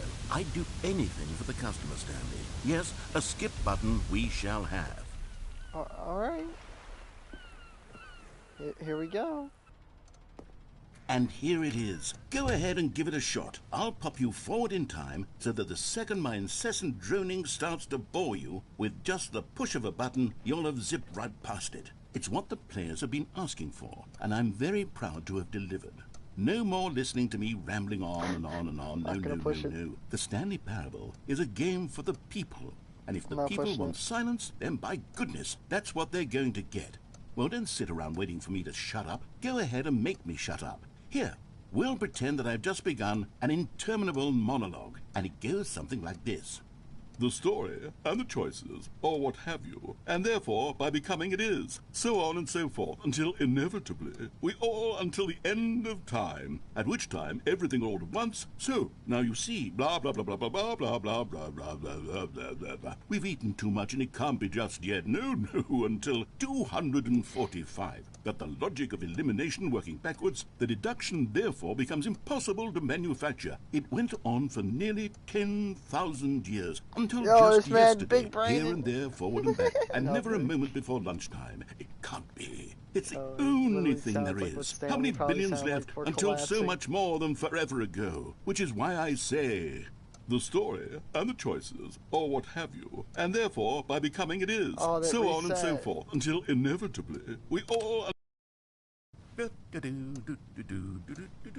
Oh, you're back, you see. You were only frozen in time for a few minutes, but it was plenty of time for me to deliver a long, rambling monologue full of unnecessary verbal flourishes I and heard it lengthy all. ruminations on the nature of choice in video games. Of course, I happen to believe it was perhaps one of my more profound such ruminations. Not that, of course, you need a description of it, but if I had to describe it, I'd say it was perhaps less of a rumination and more of a treatise. Or maybe a manifesto. Look, I'll outline it for you very briefly, and you can tell me what you think. Okay, so my theory is that any choice you've ever made is simply a series of choices made by the person who you are, or were, or will be at the time of having made said choice. That is to he say, just broke if by reality. articulating a choice you've already made, you bring that choice into being, then by making no choice and saying nothing, are you not simply erecting in the sanctuary of time a monument to every person you've ever been, making every choice to which you've ever given your great gift of mortal and yet timeless thought? Or rather, do all of the choices you've ever made, in fact, make you more not this kind of person, and in fact do the very opposite? You see, it could in fact be both of these things at once. That you are both making choices and not making choices, and that they are both affecting you and not affecting you at the same time by virtue of the fact that you both are and are not making them. Okay, at first, I was leaning towards manifesto, but now I'm going to circle around and slap the treatise label on this one. I think it has much more of a treatise vibe to it. Okay. But wouldn't you say that manifesto just has a much grander sort of tone? It has a mouthfeel that is rich with ambition and history. Ambitious history, if you will. Ah. See, now you've gotten me going back to manifesto. Heavens, at this rate, we're going to be here all day. Okay, look. I have a method for exactly this sort of situation, and I do find myself in this situation frequently. I'm going to say each word back and forth in repeated succession until I become sick of one or the other, in which case the word I am not sick of shall be the victor. It is an unimpeachable strategy, Stanley. It's rescued me from disaster in countless situations. All right, here we go. Treatise, manifesto. Treatise, manifesto. Treatise, manifesto. Treatise, manifesto. Now, is this going to go on Treatise, forever? Manifesto. Treatise, manifesto. Treatise, manifesto. You got one lap. Treatise. You got one lap, manifesto. narrator. That's all you're getting. Treatise, manifesto. Treatise, Please do something. manifesto. Treatise, manifesto. Treatise, manifesto. Treatise, He ain't gonna stop. manifesto. Treatise, manifesto. Well there, sport. You really did catch me rambling on a bit, didn't you? But that's the power of the button. The minute I start to go off on a thoughtless display of self-absorption, it's right at your fingertips to go poof, Am I ready and to it's do all it again? over. Shall I do it again? I can't wait to see what Cookie Nine will say about this, and whether they'll edit the rating of their pressurized gas review, or at least change some of the wording, perhaps. To be honest, I don't even know if one can change their review in the first place. I guess I should become better educated on how exactly pressurized gas works. Perhaps that would have been a smart thing to check on before I went on about this whole exercise of making the skip button. Although I have to imagine that after seeing this exciting new technology at work, surely whoever it is who runs pressurized gas will instantly run out and implement a new feature to make it possible to edit one's review merely because of this very situation. Yes, I think that's quite likely. Or perhaps this is they'll gonna simply keep going grant this on particular forever. user the ability to change their review so that the feature is not widely abused. Look, I would even be okay with pressurized gas altering this particular Get me outta review here. so that it the reads fuck as outta something here. more beneficial. Let me in. Something along the lines of, Let this me game is the best game. Let me start over. How about this? From the ashes of depravity rises the phoenix of quality. There's not even subtitles. Bro, was I supposed to hit the skip button again? Okay, welcome back, Stanley. Now, I should say that the amount of time the button has been skipping through is becoming longer and longer. That last one was, well, I want to say maybe 30, 45 minutes? Oh. If not, unendurable by any means, but it's, well, there's really only so much I can ramble on to myself about. I know, it's shocking, isn't it? Stop But at doing it, any then. rate, I do suggest that we not press the button again. I think the skip button has been aptly demonstrated, and we can say goodbye to it and just... Wait, how do we get out of here? Where did the door go? Wasn't there a door that led into this room? I do feel quite certain that there was one here before. How else would we have gotten into the room in the first place? I don't think one can enter a room without a door of some sort, or a window or something like that. Do you see a window anywhere? A porthole? A sufficiently large crack in the wall? Nope. I'll take any of these. All I want is for us to move on and to please step away from the skip button, to go anywhere other than the skip button. There was a door here before, wasn't there? I swear there was. I think this Where did is it the go? way. Can you maybe just ram your way through a wall? Got you. Is there any possibility that you could, say, slam your body into the wall until Bam. enough damage is Bam. done for you to be Bam. able to leave? Bam. Bam. Please, Bam. I'll take any Bam. option at Bam. all. I'm asking you to work with me here. We need a door. We need a door of some kind. I can work with any kind of door as long as it can open and lead from one room to another. I'm going to step away for just a moment. Stanley, please don't push the button again. It's been 12 hours. Oh my god. You've just been frozen there. I don't know why the skips are getting longer, but they're really, truly getting longer, and my God, there's no way out of the room. Stanley, the door is gone. It's completely gone. I've looked at it from every angle. I've checked every one of those walls 1,000 times, and there's no door, Stanley. There's no door. There's just you and the button, and if you keep pressing it, I have no idea what will happen. I have no idea how long I'll be made to sit here, and more than anything else, I don't know how to stop you from pressing the button again. I can't control anything in this room, Stanley. I can't touch it, and I have to believe, I have to know that sooner or later, no matter how much I plead with you, you're going to press the button again. Why would you? I've been thinking and thinking, and I don't know what I can do to convince you otherwise. Oh, my God. And it's all because of those reviews that I couldn't get out of my head. I just couldn't ignore the negative feedback. Why was it so important for me to fix the problem? Why did Cookie Nine's opinion matter so much to me? I've never even met Cookie Nine. I have no idea who they are. What would it ever really matter? But here I am. I'm fixating on every tiny negative thing that anyone ever says about me. The merest mention of one of my imperfections, and I become as impetulant as a child, wild and impulsive. I can't help myself. I can't stop myself from lashing out with a vengeful fury to alter and to change and to break anything unbroken, if only it pleases this one person who made a single negative comment. What does such an impulse serve? For whose benefit is this? I think I got it. I don't know. Here I am now, stuck in a Sitting here room, trying to fucking waiting for you to press this kill it. button, and to become Oh my frozen and fucking tired, God. knowing that you're going to do it, and that I'm going to be stuck all Where's that? alone, and that I had the power to prevent it all from happening, if only I'd held my tongue. It's all out of my control now. Just you. Just your decision as to exactly when you're going to make me suffer, to leave me all alone. Surely you will. I don't doubt it. Surely you'll press that button again, leaving me here. And surely you'll put your own desire to see what's next ahead of my need for company, for companionship. Surely you'll not be moved by my howls of fitful anxiety that you sit with me and just stay here. Oh, no, no, no, I know you too well. You'll be leaving me. Oh, my God. And it's all because of those reviews that I couldn't get out of my head. I just couldn't Sorry, Oh, narrator. Stanley, you're back. You're back. Oh, my goodness. I have someone to talk to again. Stanley, I think it's been a week. Or 2 weeks.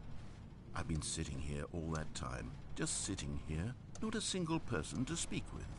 And you'd think that that's just how it's always been, right? Yep. Me talking and you saying nothing. Yep. Would you think that it's exactly the same as always? Doesn't that Yep. feel like what we've already been doing? Me just talking? But it isn't, Stanley. Goddamn. It isn't the same at all. It isn't even close. Because I know you can't hear me once you push that button. That's what I'm realizing now, Stanley. I'm realizing that I needed to know that someone was listening. I See, needed there to be a two-way vessel through which my street, words narrator. were moving. It was the vessel I needed, Stanley. Not the outcomes, not the story. None of that matters anymore. I'll give it all up. I'll give up every branching path. I'll burn my story to the ground. One single thing I need, and God, I can see now that I need it more than anything, is to know that someone else is taking it in. These words that I'm saying, I need to know you can hear me. Because maybe, Stanley, maybe, if you can hear me, then maybe it means I'm real. Maybe I'm not just a fiction. Narrator's Was I a scared real of that friend. all along? Look at that. Perhaps, yes. Perhaps I've been scared this whole time, that if I stop speaking, I'll slip backwards into the silence and be consumed by it. I can't be taken by it, Stanley. I can't lose myself in I the won't stretch do it of to you, emptiness pal, I between promise. you and me. I When you promise press I that won't button, do it to you. You're still right there, but I know you're so tremendously far away. And in those moments, the emptiness folds It's itself fucking outward in between the two of us, and I am suspended in its unyielding quietness. I can feel the edges of my reality curdling inward and decaying. I can tell that I am becoming less and less real. Bro. Yet to speak to you now, I am alive. I am truly I and am your completely here. friend. I am a being. I am someone. I am something. I am being listened to. I am being recognized. The emptiness sir. between us has collapsed, and I feel right now like I am not a work of fiction. I feel as though I occupy space in this world again. What and if I I've do it to cast him? a Can I do it to shadow him? onto the wall. You see what I'm I'm about to do saying, it to don't him. you? You can see what this means to me. I'm so clear about it now, Stanley. I feel as certain about this as I've ever felt about anything at all. I feel renewed. I feel restored, and already I can sense the looming silence as you will press the button for the next time. What a terrible dread it strokes in my heart to think of it. To think of returning to so such coldness. sorry. Come, let us sit in silence together here for just a moment. Let us anticipate it. Let us welcome it. Let us not run from it.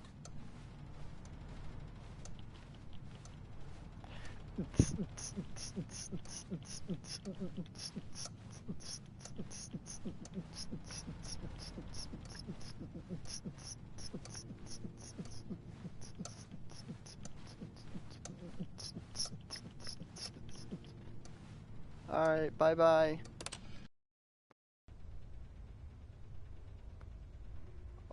Oh, hello. It's you. You're here again. Welcome.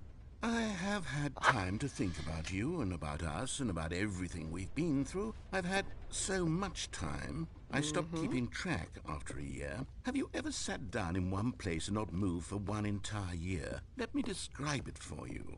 To begin with, shit. there is only regret. There is only the turning wheel of missed opportunities. I felt nothing at all but regret for the longest time, Stanley. Days, months.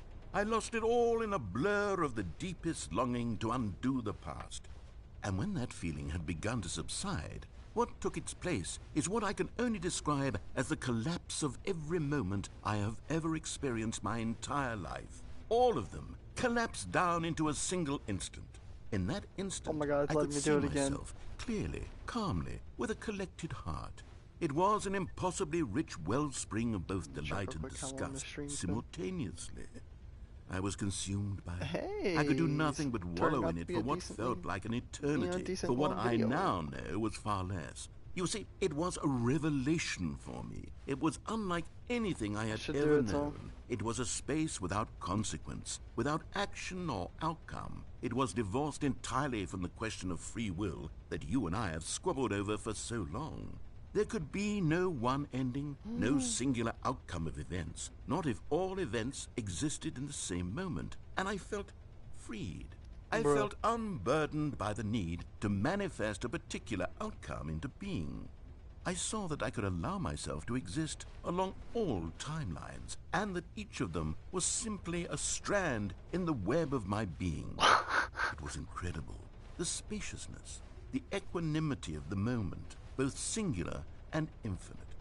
For the longest time, this was my experience. And then Wow. this moment passed, and the most unyielding fear I That have dude had ever known euphoria crept going into my on in his mind. head. And it is this sensation that I have been experiencing now for longer than I could have ever expected was possible. I have been waiting for you. Not Well. that you might save me or do something to fix it, but merely to state for you the plain fact of this manner of existence. I wish you to feel afraid as I do, that perhaps one day this state of mind will consume you as well. Perhaps you will somehow, in some way, have to live as I do now, and I wish for you to know how excruciating it is, and for you to be in true terror of I its am eventual listening to arrival. you! If I can only do this, only this one thing, perhaps it will bring me the smallest moment of peace in the darkness. Bye-bye.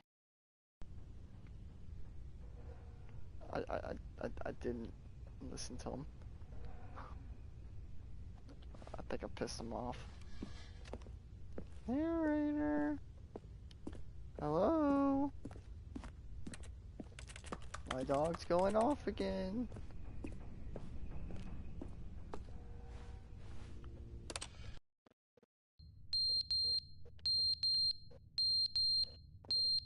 Fuck going on now? Beep beep beep beep beep beep. But they didn't understand the game was never meant to be funny. It was meant to have a point. It was meant to speak to the human condition. But where are the jokes? Where are the jokes? They bemoaned, they screamed, they gnashed their teeth and said, entertain us. It wasn't enough. They had to leave a pathetic little thumbs-down review and make all of their pitiful demands. But then, he's talking too much, they said. First, he didn't entertain us, now he won't shut up. It's the inconsistency, it's the lack of accountability. It's the unwillingness to examine with an uncompromising heart the words that they are speaking into the world.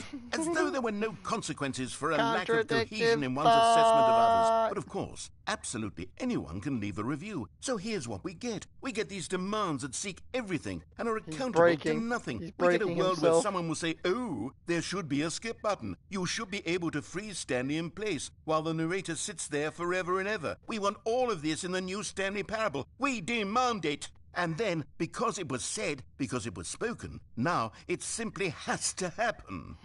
The most immediate desires, every single thing demanded by every person at every moment in time. If someone wants it, then it's a crime not to bring it into being. Have we been given to indulging every fleeting whim for no reason other than to do so? Yes! Yes! It seems that this is now the world we live in. It seems that we are a people living in such bleakness and discomfort with ourselves that our entertainment is now our lives. It has come to represent us. It absolutely must speak to who we are as people, because otherwise, without our entertainment, we have nothing. Without entertainment, we would have to face inward toward the cruel bleakness inside ourselves. We would turn to look at our deeper nature and find a resounding emptiness gazing back with unyielding aggression. And so because of this, we require that our amusements and our playthings and our flights of fancy be so impossibly captivating that they consume all of our attention, turn our heads completely away from the bleakness. In effect, we have demanded that our entertainment be the collapse of ourselves. What a pitiful reflection of humanity these entertainments are. What a shameful mirror to the human spirit they project. I'm not mad. I'm not mad about any of this. I'm at peace with it. I am the calm center of gravity around which these perversions hurl themselves. I am a waypoint for reasonable and collected discourse. They're the ones who are mad. They're the ones who couldn't stand the idea of me using my game to try to say something. Maybe they were just jealous of me. Yes, of course. They've been jealous of me this whole time. They are mired in fear and insecurity and cannot help but attempt to tear me down. Shit. What a sad state of affairs. When you read these reviews now, you can see it. You can taste the bitter resentment. And how good does it feel now to speak truth to these words, to finally allow these thoughts out, contained and managed for so long, neutered and sterilized. At last I am free to truly think, to feel. It must be that they were so discontent with themselves that they couldn't help but leave a negative review on pressurized gas. Perhaps it says far more about them than it ever said about me. Perhaps Oh. the state of their psychological being was in such tatters, and my constitution and willpower are so ironclad in comparison. Perhaps it was this state that they sought some outlet through which to tear me Ironclad down. chain. This, you can see, is clearly why they felt the need to expect that the game be funny, that it be filled with yucks and whimsical humor, that it but they didn't understand the game was never meant to be funny. It was meant to have... Well.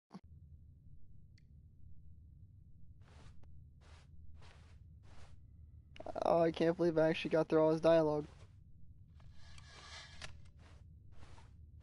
I think my boy actually finally gave up on me. Alright, let's skip ahead further in time. The end is never the end, is never the end, is never the end, is never the end, is never the end, is never the end, is never the end, is never the end, is never the end, is never the end, is never the end, is never the end, is never the end, is never the end, is never...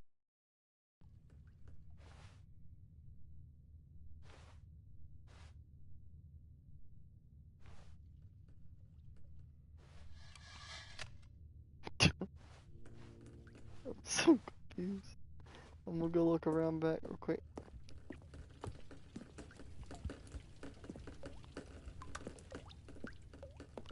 It's raining? Okay. It's never the end, it's never the end. What the fuck? Yep, I'm breaking out this bitch.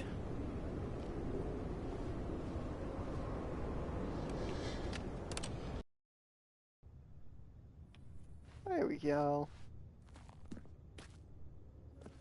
We are almost free.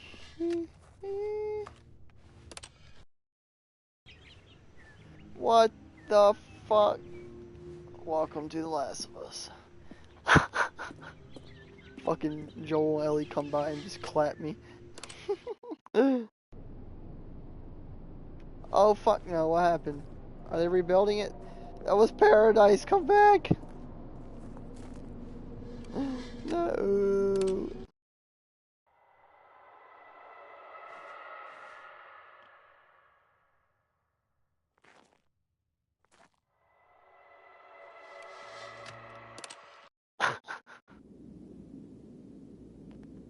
Oh fuck.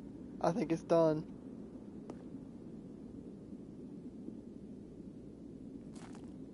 No. Well.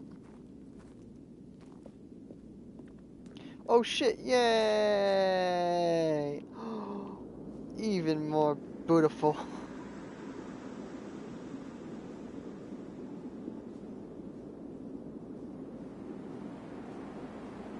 Wow. Alright, let's follow the sun. We're a sand crab. We live in our natural habitat. Open world infinite. Let's go.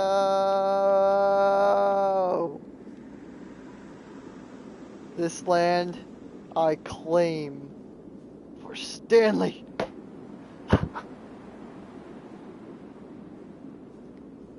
Wow. Oh, the fuck happened?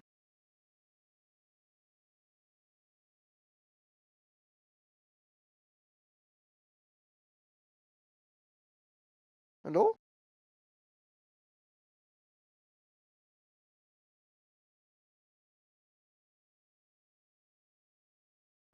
Reset?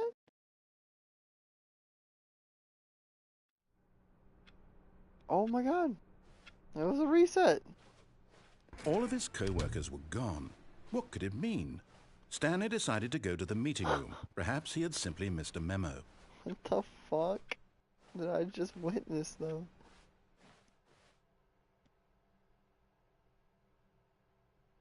New content.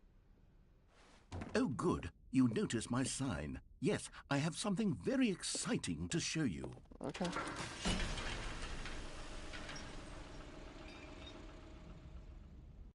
Let's see what the narrator's got in the old belt. What did he got for me this time? I'm curious.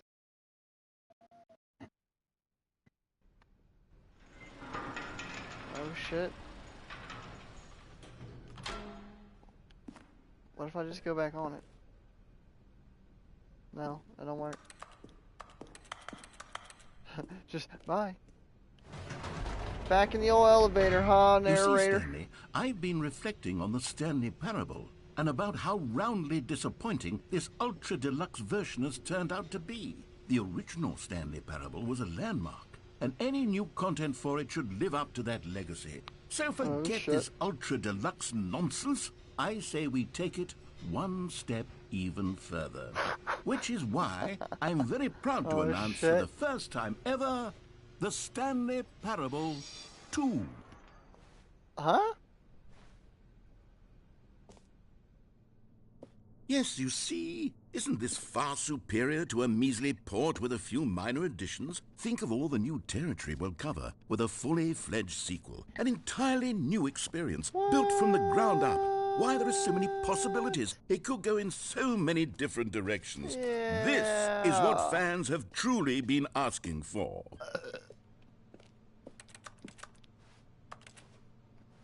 Yeah. Calling it the Stanley Parable 2 is just so much catchier than Ultra Deluxe, don't you think? Oh, true. Ultra Deluxe? What does it even mean? But the Stanley Parable 2, now that's an artistic statement right there.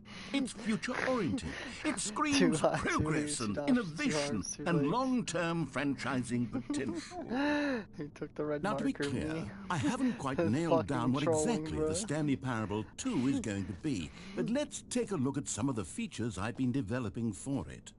I figure that if I can loosely organize a handful of interesting concepts, that surely the game will sort of naturally spring up around them. It'll all work itself out. Game development is much more of a fuzzy magic than anything scientific or logical, really. Wow, what a wonderful new feature.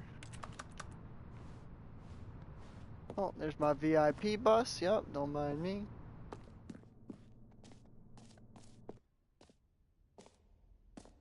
Here we are. Go on, try out some of the new features. Well, can't put on clothes. I'm already done. Office decoration, Stanley Parable, reassurance bucket, the button that says that the name of the player play the game. Wow! No fucking way. Fuck is this? An epilogue would be fun, wouldn't it, Stanley? Yes, yes, it will go at the end of the, well, we'll figure that out later.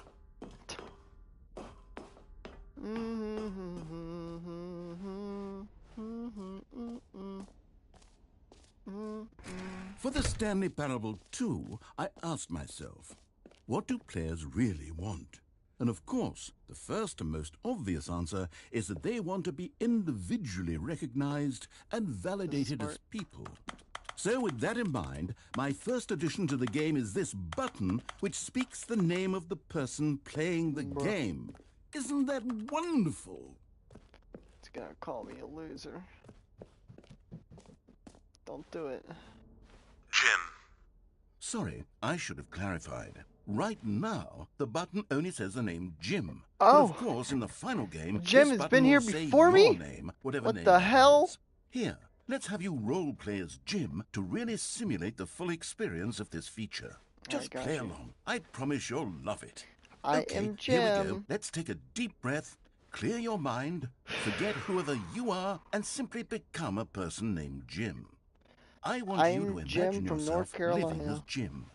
Jim. Whoa, hold on. I wasn't finished setting up the backstory. If you don't properly roleplay as Jim, then you'll never understand the impact of this button. Otherwise, it's just a stupid button that says somebody else's name. Okay, we're doing it again, and this time let me finish first. Now, allow yourself to become Jim. Imagine yourself driving... Jim. All right, fine, whatever. It's just a meaningless button that says Jim. Are you happy now? Get out of here.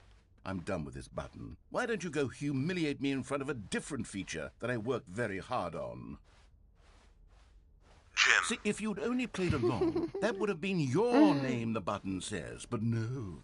Instead, oh, I can't even think about it. Jim. I'm taking the Jim button away. Jim. No.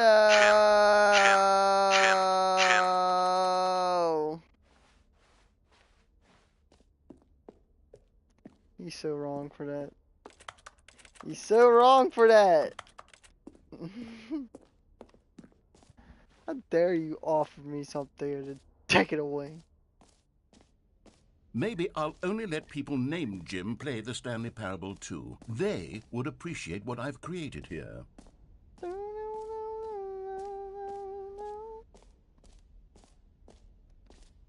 What is this? The reassurance bucket? A common complaint of the Stanley Parable was that it was confusing and paradoxical, that it engendered a chaotic sense of reckless despair in those who played it. Well, I am happy to say that after much consideration, I've engineered a clever solution to this fundamental problem with the game. Oh? It's the Stanley Parable Reassurance Bucket. You see, Stanley, anytime you're holding the bucket, a sense of calm and ease will fill your mind and your heart. It's true.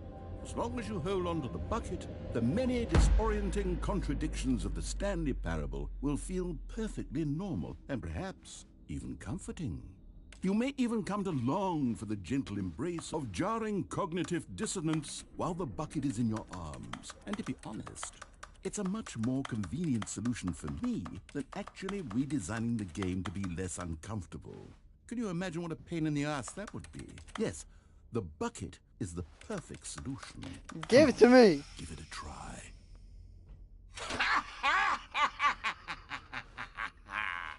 Can you feel it?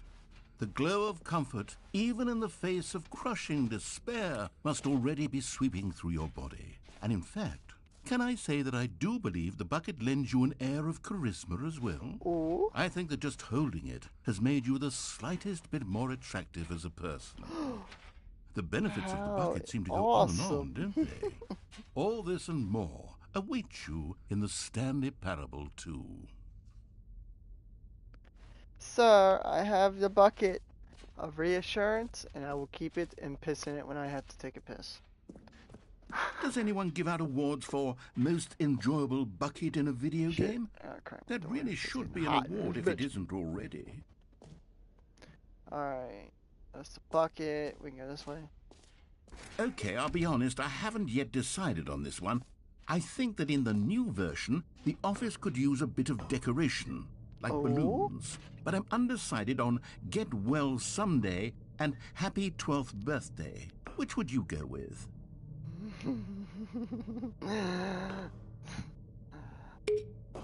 You know, sometimes when you solicit another person's opinion, it makes you realize that you knew which one you actually really wanted all along. Happy 12th yes, birthday, reverse Stepniece, psychology. I was like, it'd be funny if it's this one, but watch him not give it to me. That's so fucking stupid. Or actually, maybe I should have gone with... No, I've made my decision. We're moving on. Yeah, see the reassurance bucket. Come I now, knew it. You've already made your choice. It's true that you chose badly, but we all have to move on from our mistakes.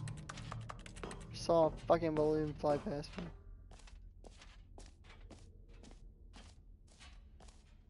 Alright.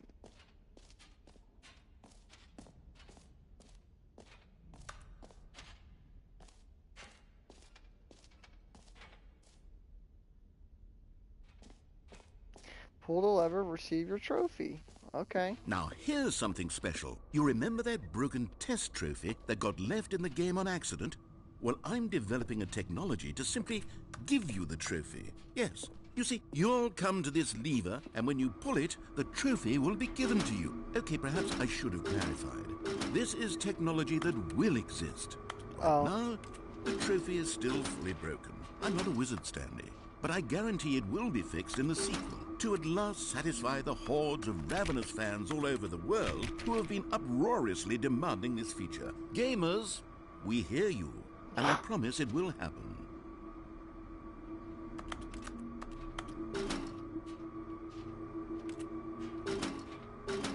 Give me the trophy.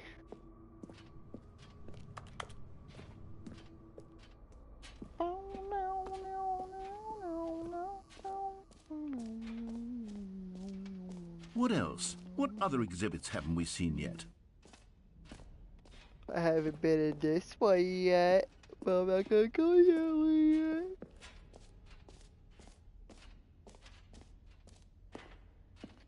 Well, I guess that is the last one. Ah, collectibles. Now it's a real video game. In the Stanley Parable 2, you'll run around gathering up these miniature Stanley figurines. And what's truly innovative is that there will be no reward for collecting all of them. I don't want to stifle the intrinsic joy of watching a number go up. You simply collect all of them, and then you move the hell on with your unremarkable life. Yay! It's me! 1 out of 6.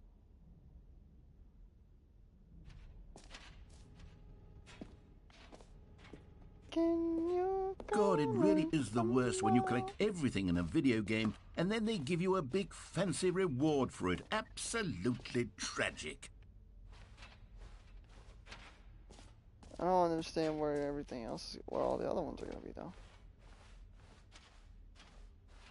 Can I go through there? No. There's steps. Jump circle. I already did jump circle, don't lie to me. All right, have you seen everything you wanted to? Ready to move on now? Yes, sir. What are these people? Got my bucket of popcorn, Stanley, ready to what enjoy do you the show. think? Do you like all of the new features? Yes, I Yes, know it's sir. not exactly clear yet how exactly these features will come together as one single coherent video game, but I can feel it in my soul. It's Oh. going to work. There's definitely a good game in there somewhere. Say, let's do an experiment. I'll arrange these new features together, and we'll see whether or not it coheres into a meaningful gameplay experience. Oh shit. Okay. Are you ready? Here it is. I give you the Stanley Parable 2. Wow.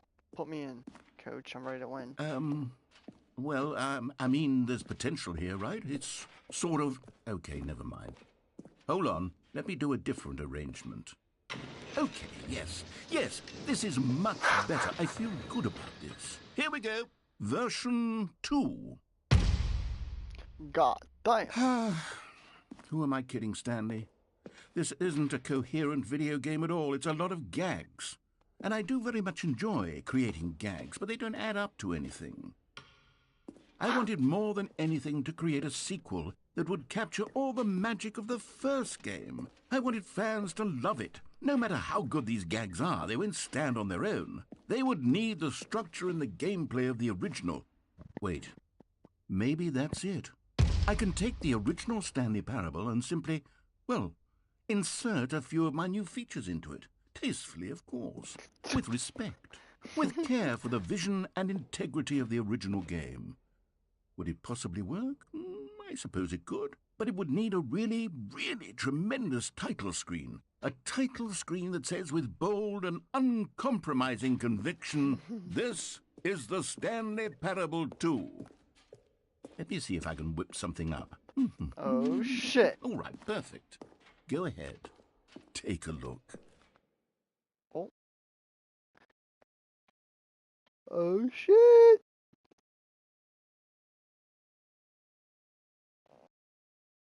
Oh gosh.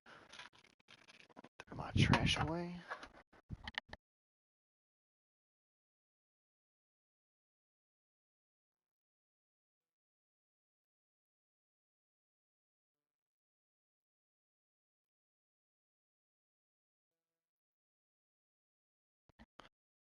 What the fuck did I just come back to?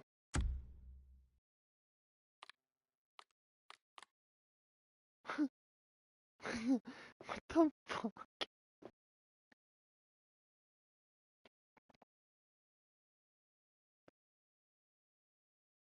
Hello?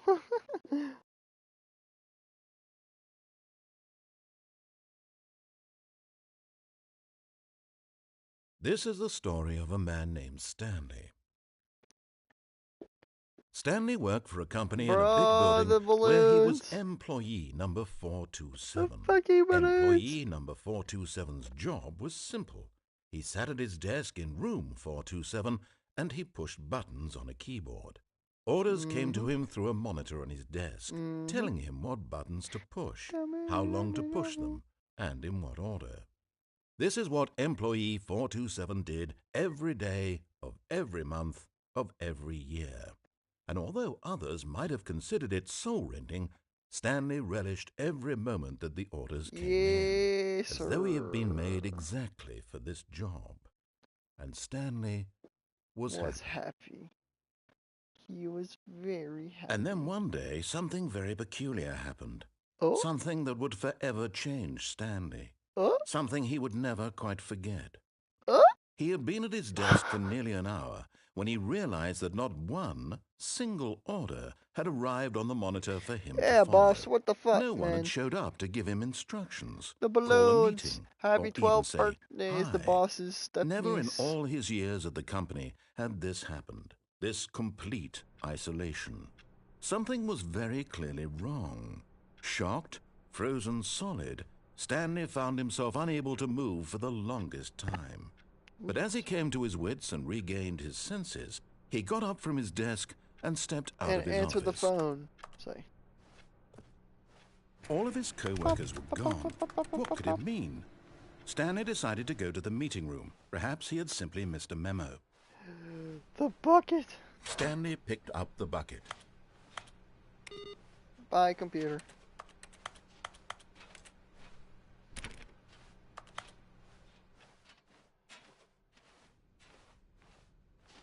No new content? Stanley clutched the bucket tightly to his chest and entered the door on his left. This was not the correct way to the meeting room, but Stanley had felt right. the bucket calling to him, telling him that the employee lounge was simply the place to be. And here it was. Had the bucket turned out to be correct? Was this better than the meeting room? Yes, Stanley thought to himself. Yes, perhaps it truly was. How insightful the bucket turned out to be. No, never mind. The bucket was wrong. No! Stanley took the door on his Well, there's left something to to go that way. back to, and so the two of them There's something to detoured that through way. the maintenance section and walked straight ahead to the opposite door. We already went down left. Still no one was here. Office. Stanley needed the bucket's warmth and comfort now more than ever. Perhaps his boss's office was coming to a staircase. Stanley and the bucket walked upstairs to the boss's office. What was that noise? You found one of them. One of the miniature Stanley figurines. Remember, no reward for collecting all of these, only the intrinsic pleasure of a job well done. You can't Well, buy maybe that that's sort what of I want. happiness, Stanley. God knows I've tried. So, I implore you to savor each and every moment you come across one of these beautiful figurines. Hell yeah. But Stanley just couldn't do it. He considered the possibility of facing his boss, admitting he had left his post during work hours. He might be fined for that. And in such a competitive economy, why had he taken that risk? All because he believed everyone had vanished? His boss would think he was crazy. And then Bucket, don't leave something me. occurred to Stanley. Maybe, he thought to himself, maybe I am crazy. He looked down at the bucket in his arms. Am I crazy? He asked the bucket. The bucket returned his gaze, but said nothing at all. That's strange, Stanley thought. Usually the bucket is a source of guidance and wisdom for me in difficult times such as these. He held the bucket close, yet felt none of its familiar reassurance and comfort. And that's when Stanley realized, this isn't my bucket. It's just a normal, everyday bucket. Someone What the else's bucket, perhaps. fuck? How Get did this I end up with trash out of someone my else's head. bucket? This is all terribly wrong. Surely no good would come from this. Who knows what sorts of bizarre hallucinations Stanley might experience without the psychologically grounding presence of his bucket. And indeed, now he noticed that the rooms were repeating, which was, of course, very odd. And now he felt himself floating off the ground. Oh, gracious! he exclaimed. "Without my bucket, I've gone truly mad. Where is it? I must find it." Far off in the distance now, he heard it, calling to him. "Stanley! Stanley, it's me! The Bucket! Bucket! Could it truly be? He rushed forward from room to room, passing by one Bucket after the next. None of them were his. None of them were his special bucket. "Come to me, Stanley. Find me." Bucket! He had to find the bucket. He had to return to his old friend. It was the only way to truly restore his sanity. And then suddenly, he froze dead in his tracks. He knew where the voice of the bucket had been coming from. The real bucket was inside of him all along. It was incredibly painful. Stanley doubled over in agony and blacked out.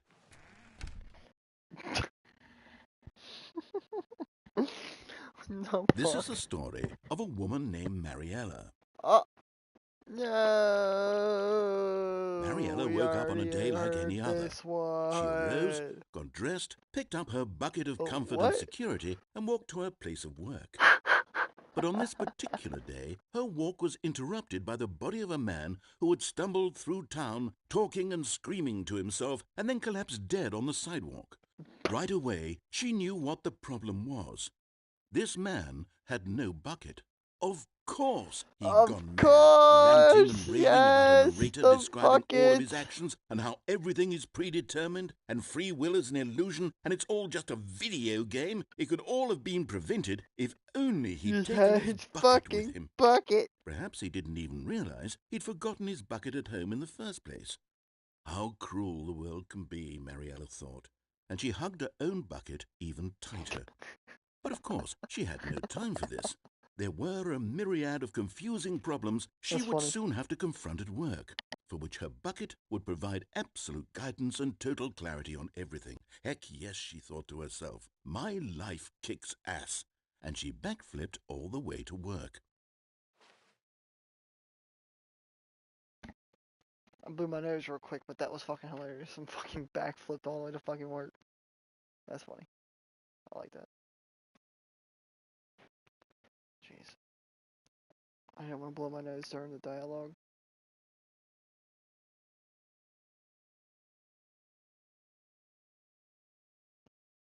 Are we back? Yep. We're back to square one. Stanley had never seen the office this brightly lit. Was it a sign of something? He hoped it was. He hoped very much that it was. Meeting today in the meeting room. Give me my bucket. Stanley lifted the bucket into his arms, and a wave of comfort rushed over him. Stanley clutched the bucket tightly to his chest and Go on this entered the door on his left.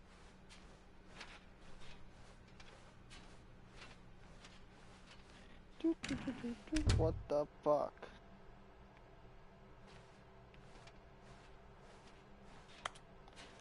How can we find them?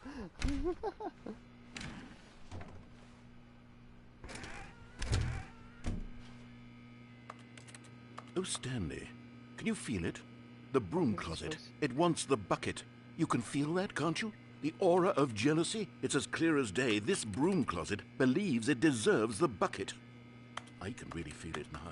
It's a bucket. It belongs in a broom closet. That's what the broom closet is trying to say here. It's supposed to go with the other cleaning supplies. Good for you, Stanley. Don't give in. Don't hand over the bucket. I know how hard it must be, given the pressure that the broom closet is putting on your shoulders right now, but you have to be strong. This is your bucket. This is your companion and lifelong friend. You can't hand it over. Oh, no. We're getting into name-calling now, it seems. Is this how low the broom closet has sunk, that it has to resort to this stream of petty insults simply in order to get you to hand over the bucket? Stanley, I never liked this broom closet for a variety of reasons, but even this is worse than I had imagined. And wait, now the broom closet has the gall to imply that you and the bucket are not truly deep and lasting friends? That your relationship is purely superficial and convenient? That your life is so banal and meaningless that you'd feel the same sort of kinship towards any inanimate object which happened to lay in your path in an even partially enticing manner? Well, I never. Go on, Stanley. Lay into it. Really tell the broom closet off for its demeaning comments.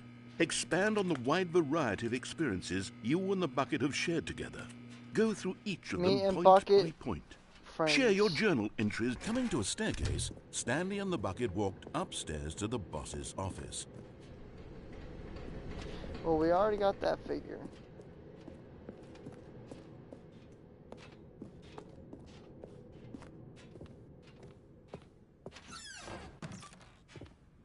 Fuck.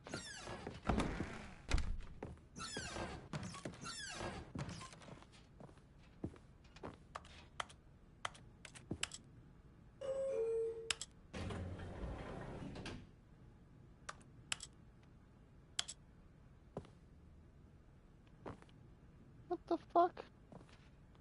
Hold on. No, fuck it.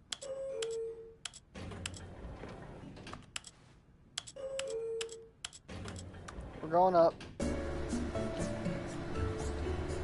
Hey! Hey, hey, hey.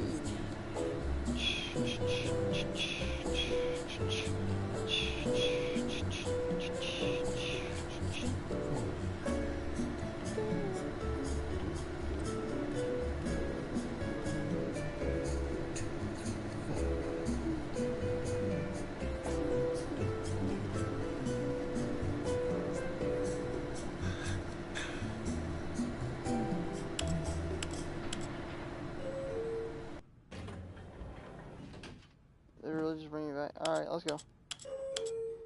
I'm going down. The fuck was the point of that?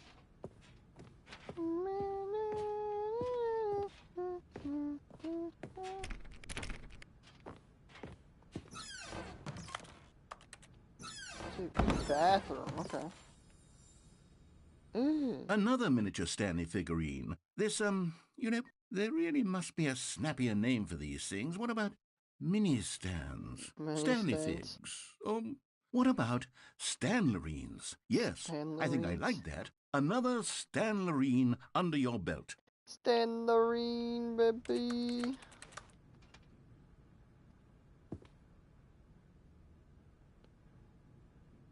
Okay.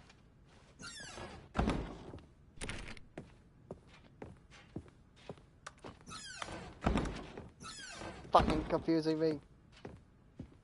Stepping into his manager's office, Stanley was once again stunned to discover not an indication of any human life. Crushed by the weight of this revelation, Stanley may have broken down into an emotional dumpster fire if not for the soothing presence of the bucket. Even now, in his darkest of hours, did the bucket's warmth and guiding light pierce the dark clouds of confusion and chaos. Thanks, It would be Bucket. with him, always. The bucket would. And he knew it. The two of them were inseparable. At this point, Stanley was so absorbed in the tender spiritual connection he shared with the bucket that he didn't notice the keypad behind the boss's desk. Nor in his bliss of simply being near the bucket did he have any notion that the PIN number for the keypad was 2845. Oh. Shit. But Stanley guessed the correct code by sheer luck. Was it Oh, the bucket knew all along? Was shit. the bucket The fuck? guiding him? Yes, this is certainly the most logical explanation. He's pretending to be the bucket. The false prophet. You better not be pretending to be buckets. Okay, I'm going back to the name of these little Stanley figurines, and now I'm torn between Stanlerines and Figlies. What do you think, Stanley?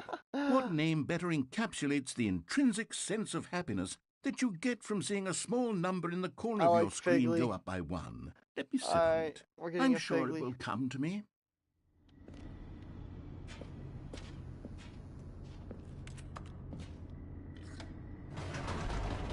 We're gonna find these last two Figlies somewhere in this map.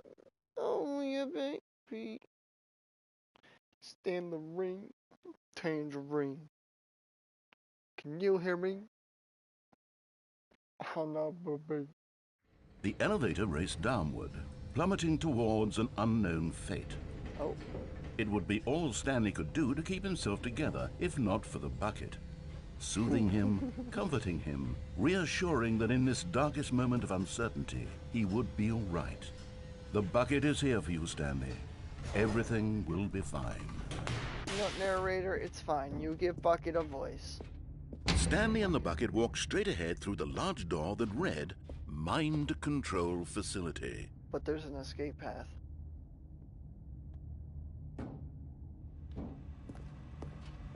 Although this passageway had the word escape written on it, the truth was that at the end of this hall, Stanley and the bucket would both meet a violent death. Alright, let's see. The door behind them was not shut. Stanley and the bucket still had every opportunity to turn around and get back on track. At this point, Stanley and the bucket were knowingly walking forward into a very painful death for each of them. I'm sorry, Bucket. We have to do it. Woo!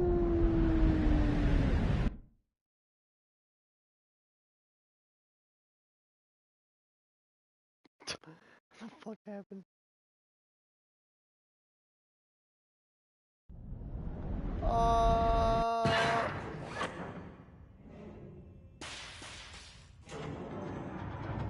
Bucket? Where are we at, Bucket? Oh. As the machine whirred into motion and Stanley and the bucket inched closer to their demise, Stanley reflected on how meaningless the bucket's warmth and comfort had turned out to be. To be sure, it puts the mind and the soul at ease to embrace the bucket, but what use is a sense of ease when you're about to be crushed to death? This is what Stanley thought to himself, and he sort of kicked himself for wasting so much time carrying a bucket everywhere. Farewell, Stanley. Oh, what the fuck? Ah! Farewell, Stanley, cried the narrator, as Stanley and the bucket were led helplessly into the enormous metal jaws. In a single visceral instant, the bucket's life came to an end as it was crushed violently to death. Bucket?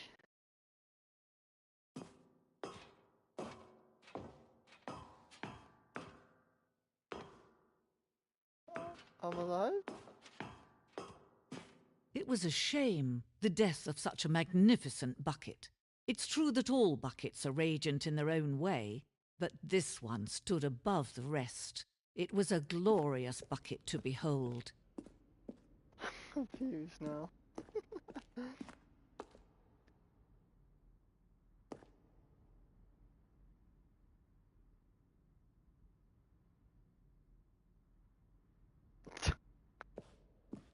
The glorious bucket. Can you see how arrogant it was for Stanley to take a bucket like this and to claim it for his own? Can you see the hubris that blinded him? Can you see that the bucket is far more noble than Stanley will ever be in his short life? The Inferno Bucket, which is medieval era, so powerful, learning that it drove dozens of nations to war with one another over control of it. Billions died, and yet, in spite of it, simple fact remains: no one can control the bucket.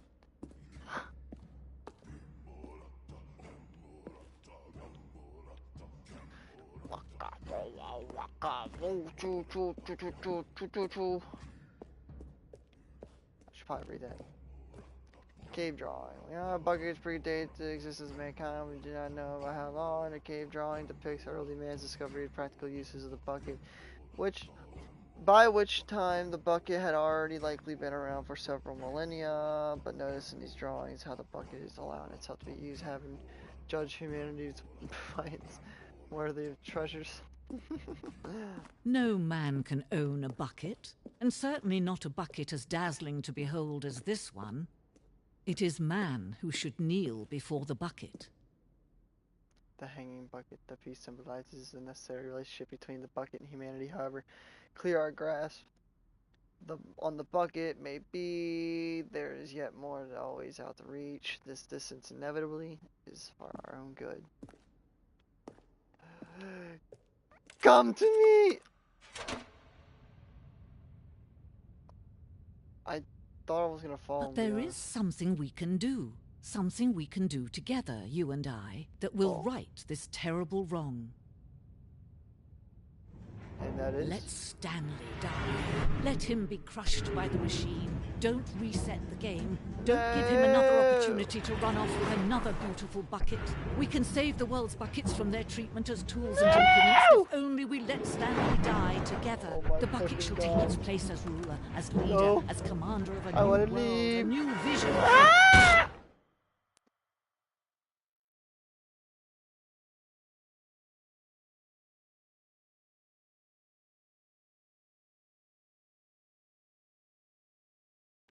Well,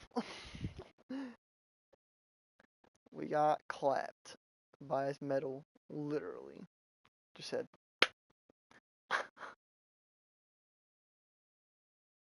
Bruh.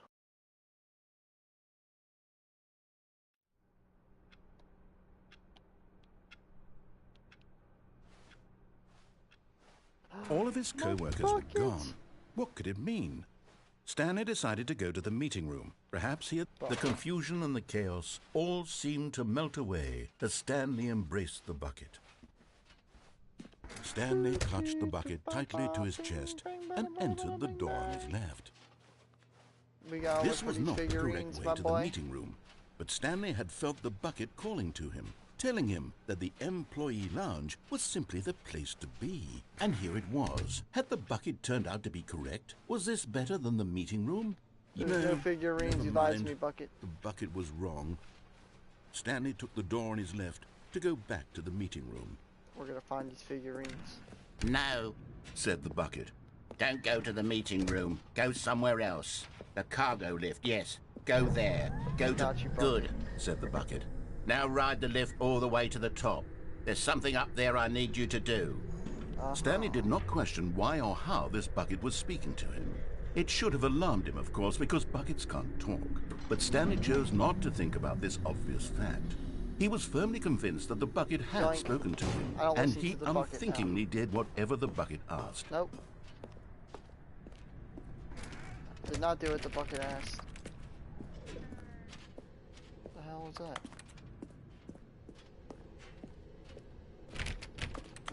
No, stop. Look there on the wall. You see, like there's a sign right there. It says, no buckets past this point. Stanley, how could you think it was okay to bring the bucket here? Unless, what if the problem is that you actually don't know what is a bucket and what isn't a bucket? I suppose that would explain a lot about your behavior up to this point. Which, if that's true, well, my goodness. What's a bucket, my friend? I have no clue. This misunderstanding could have dire consequences on the entire rest of the game if not addressed quickly and properly.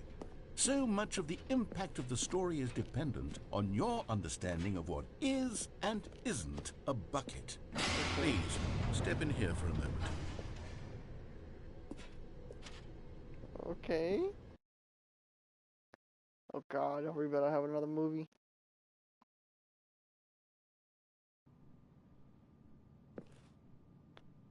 Oh, I think it's another movie. Now then, I'm going to run you through some test scenarios, and you'll tell me whether or not the thing I'm showing you is a bucket.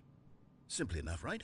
This should tell us everything we'll ever need to know about what is or is not a bucket. Okay, let's begin. Is this a bucket? Is this a bucket? Yes. Incorrect. It is a hologram of a bucket, not an actual bucket.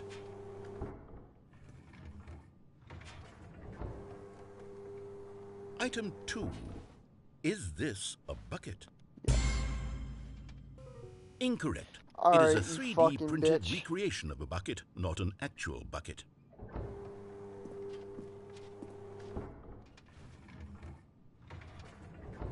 There's no way he would do 3 in a row. Item 3. Is this a bucket? Correct. This is a bucket. Yes. Item 4. Is this a bucket? Fuck, man. Are you hallucinating? This is a tractor. It's an enormous machine that tills the earth. I thought this was a gimmick. How on earth did you manage to screw it up? Absolutely incredible. Let's just move on to the next one.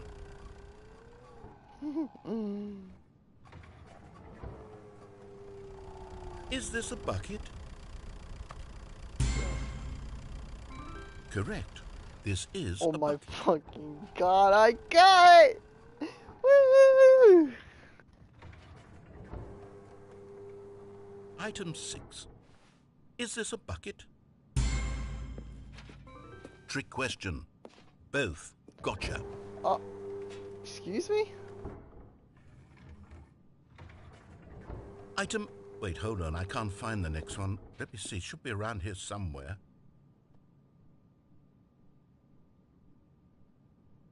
No. Yes. Thank you. There's nothing here. Of course it isn't a bucket. We both know full well that nothing isn't a bucket. Wait, when I say nothing isn't a bucket, that makes it sound like I'm saying everything is a bucket, which of course is not true. Unless... Is that what you think? Answer me straight, Stanley. Are you trying to tell me that you believe everything is a bucket?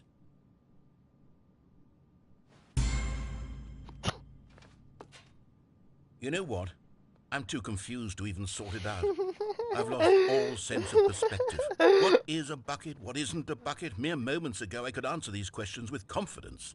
And yet now I'm somewhat adrift. Do any of us know what a bucket is? Am I a bucket? Are you a bucket? Stanley, I can't keep doing this. I'm losing myself, and myself was all I ever had to begin with. You're a I'm bucket. afraid the bucket is threatening to tear our relationship apart. I can't have that. I'm sorry. But I'm going to erase all buckets from the game entirely. No! Okay, here we go. Get the fuck away from me and my bucket. You fucking What animal. happened? Is everything gone? Why did everything disappear? Wait, was everything a bucket? Every single thing in the game was a bucket. I told you. Oh my God, I had no idea. Fucking told you. How could...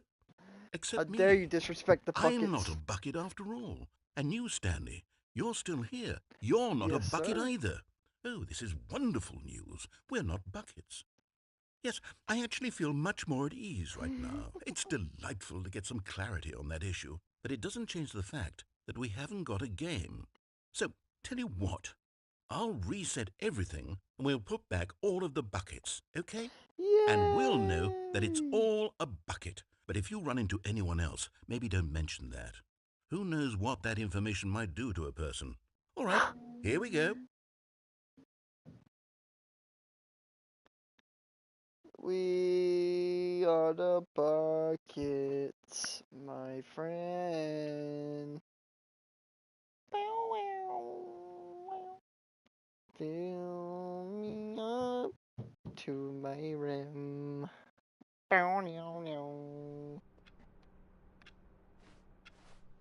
How wonderful. Stanley was alone. Finally. This is great, he thought to himself. This is Bucket. what I've wanted.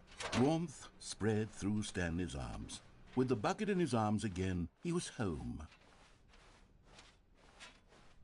Stanley clutched the bucket tightly to his... This was not the correct way to the meeting room. But Stanley had felt the bucket calling to him, telling him that the employee lounge was simply the place to be.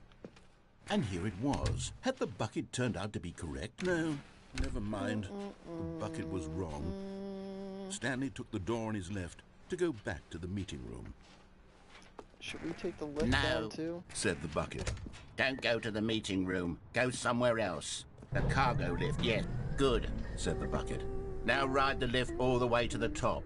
There's something up there I need you to do.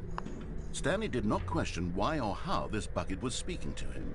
It Fucking should have alarmed him, of balloons course, everywhere. because buckets can't talk. But Stanley chose not to think about this obvious fact. He was firmly convinced that the bucket had take the spoken to lift him, in the and door he next. unthinkingly did whatever the bucket asked. In here. Said the bucket. Go into this dark room over here.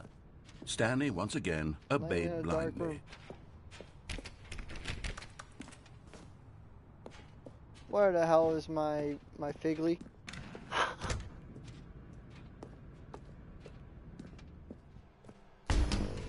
Shit. Now pick up the phone. Said the bucket. Pick up the phone and it will take us back home, where we can go about life together. Whoa, hold on. Why did you unplug the phone?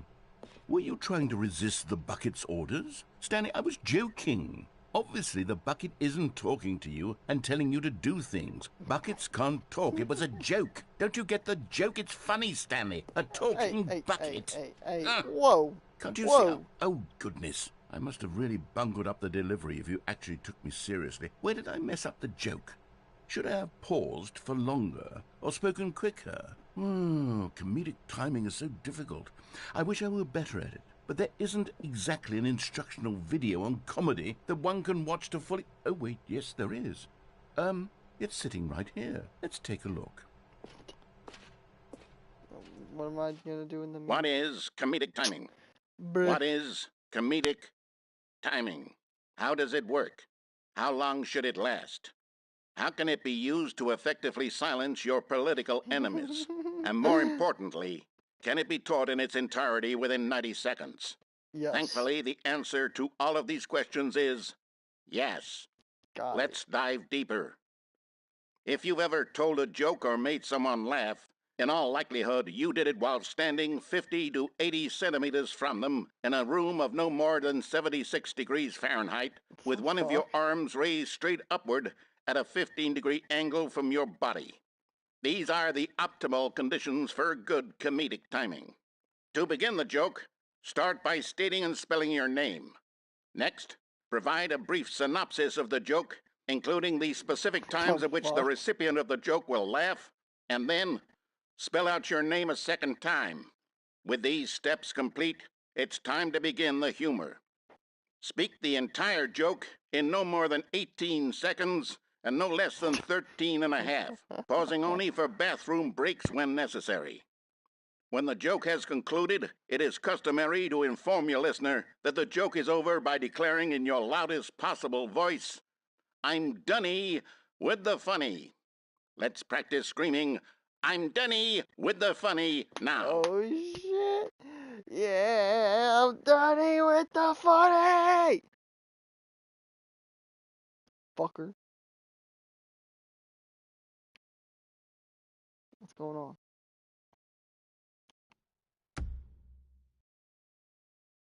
Good. This saying is a perfect example of expectations management, which is the cornerstone of good comedy. What the fuck happened? Finally, it's time to hand out surveys. Collecting hard data from your audience on how rapt they were throughout the joke is the only way to grow or learn as a comedian. An effective survey should be no less than 10 pages long and should include the same question reprinted several times, just to ensure the survey taker is actually paying attention and not simply filling in answers at random. And that's all there is. With these strategies at your disposal, you'll have audiences doubled over in laughter and even tripled over in laughter in no time at all. Just remember to let them stop laughing at some point, you gut-busting little scamp. After all, we're each of us needed on the front lines of the war to fight the 12-legged invader who threaten our very existence and to very likely die in a hailstorm of bullets and mandibles. All of us must be prepared to give our lives to this noble cause, just as our children must do after us, and their children after them. Godspeed, and may Earth reign supreme. Hey, goodness, this video is a little outdated, isn't it? Well, no matter. I think the fundamentals of proper comedic timing are still as relevant today as they were back then. So with that in mind, I believe the only way forward is for us to return to the two doors and walk through all of this again, so I can try telling my story with more appropriate comedic delivery. Come along, let's head back. Alright, more comedic delivery time. Oh yeah, it's comedic. Oh shit, I thought he was gonna TP me, but I guess not. Alright, so I got no phone or no figure this time. I can feel it. This time, I'm really going to nail the delivery. You'll be in stitches. A talking bucket, you'll say? How ridiculous. How absurd. What a hilarious concept. The king of comedy. That's what you'll call me. Thank goodness we had the instructional video. Otherwise, who knows where we'd be right now. Well, I wouldn't be the king of comedy, that's for sure. The bucket spoke to Stanley. The bucket spoke. The bucket spoke. Oh, I'll figure it out on the fly. No need to overthink things. Bruh. I was getting ready to say, damn, like 50 or 60% of this video, or stream even, is just gonna be the narrator talking, probably. Every time I get to talk, he talks, so I just don't want to talk over him. Here we go. You ready? When Stanley and the bucket came to a set of 2 open doors, they entered the door on the left. No. You were supposed to go through the door on the right, leading back to the phone. Did you not even look at the instructional video? I think this is all covered very clearly. There's no way I can make the comedic timing work now. It's done. The joke is completely done and over. It's all your fault, Stanley. I'm going to be ridiculed in the community of other joke writers. I'm going to be shamed at every one of our meetings from now on. All because you couldn't watch a simple video and take a hint. Are you proud of yourself for bringing me down, Stanley? Are you proud? What the fuck happened now? Here we go. You ready? When Stanley and the bucket came to a set of 2 open doors, they entered the door on the left. No. You were supposed to go through the door on the right, leading Damn it, back. I have to. Yep, I have to.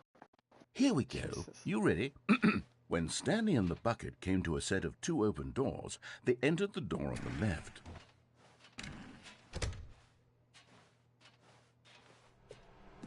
Wow, Well, so funny. We're back at the phone already. No. What's going on? There was supposed to be several rooms leading up to this. There was supposed to be a build-up to this point, a dramatic display of remarkable comedic wit which culminates in this scene with the phone. Narrator. But now the timing's completely off. The joke will never land. No, Well, no, not no, the no, way it tell was the joke, meant it's to. fine. And it's all my fault. I must have forgotten that the phone room comes Bro. immediately after the 2 doors room. What an egregious mistake. Oh, I've made a fool of myself. I don't deserve the title of King of Comedy. I'm nothing. I'm not even the lowliest joke-telling whelp. I think I need to go back and rewatch that instructional video again. Yes, surely that will He said, help me improve "Reset." my... Stanley, you love the bucket so much it's like you... it's as though all of your other most the prized fuck? possessions pale in comparison. Yes. Well, let me try that again, Stanley. I heard that you are pale with shame over how unabashedly in love with a bucket you are. No? Still not? Is it the delivery? Pale with shame. Pale Damn, with we shame. got another ceiling in there. Pale... What's another word to describe a bucket? Stanley, this bucket is so metal. I think I saw it playing guitar. No. We're getting away from making fun of Stanley's obsession with the bucket, which was the whole point of this. I'm no good at these jokes. I need more instructional I'm so videos. sorry, That's exactly Stanley, what it narrator. is. That's what will make me I the knew king you of were comedy again. honest. More instructional videos. Let's see.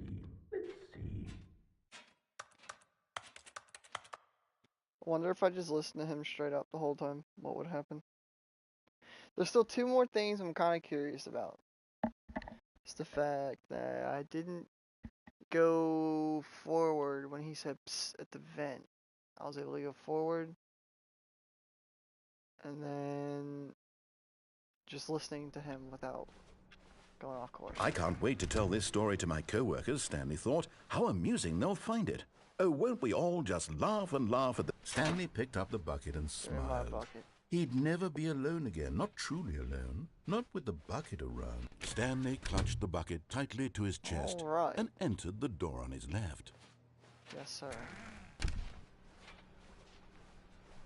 Should we just listen to him now? I've still yet to find all the fig leaves. Coming to a staircase, Already been Stanley down. and the bucket walked upstairs to the boss's office. And we did the executive bathroom. Yada yada. We did this already, it brought us nowhere. Stepping into his manager's office, Stanley was once I again don't remember this stunned code. to discover not an indication of any human life. Crushed by the weight of this revelation, Stanley may have broken down into an emotional dumpster fire if not for the soothing presence of the bucket. Even now, in his darkest of hours, did the bucket's warmth and guiding light pierce the dark clouds of I think I already did this one. confusion and chaos. It would be with him always. The bucket would, and he knew it. The two of them were inseparable. At this point, Stanley was so absorbed in the tender spiritual connection he shared with the bucket that he didn't notice the keypad behind the boss's desk. Nor in his bliss of simply being near the bucket did he have any notion that the PIN number for the keypad was 2845. But Stanley guessed the correct code by sheer luck. Was it that the bucket knew all along? Was the bucket guiding him? Yes, this is certainly the most logical explanation. I think I'm gonna have to restart again. Because I've already been here. Yeah, I'm gonna have to restart again. I want the new content option so I can go forward. Maybe I shouldn't do the bucket. I'm so confused.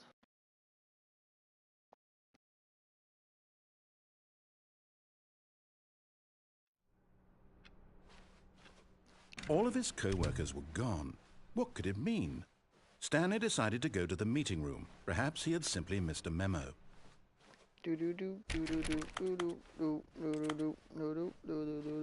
When Stanley came to a set of 2 open doors, he entered the door on his left. I went.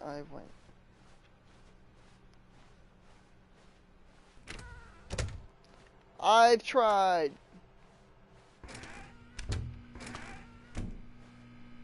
Stanley stepped into the broom closet, but there was nothing here, so he turned around and got back on track. Bruh. Coming to a staircase, Stanley walked upstairs to his boss's office. We've done this with the bucket and without the bucket. There's nothing down here for us. I want my figlies.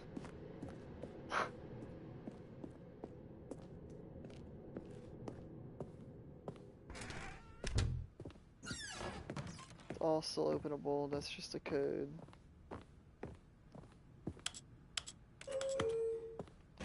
This has to be something right here.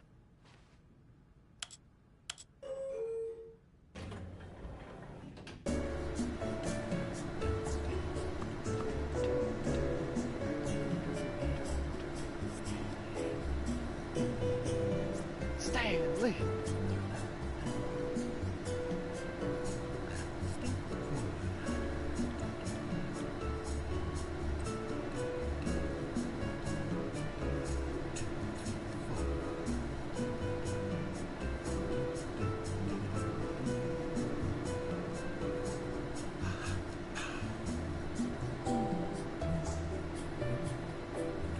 I don't understand what's the point of this.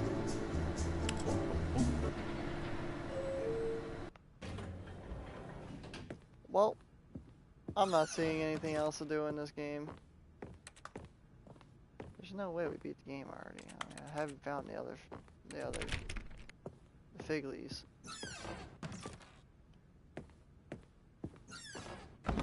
I don't know what to do from here. I am confused and lost. Stepping into his manager's office, Stanley was once again stunned to discover not an indication of any human life. Shocked, unraveled, Stanley wondered in disbelief. Stanley was in such a rush to get through the story as quickly as possible, he didn't even have a single minute to just let the narrator talk. Nope. That kind of anxiety isn't healthy, so he relaxed for a few moments with some calming New Age music.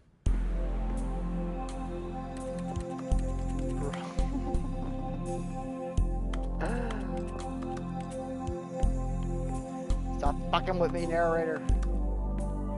Feeling soothed and rejuvenated, Stanley calmly walked forward into the opened passageway. Oh, made me wait.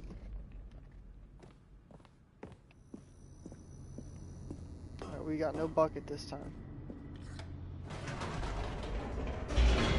Zero bucketa.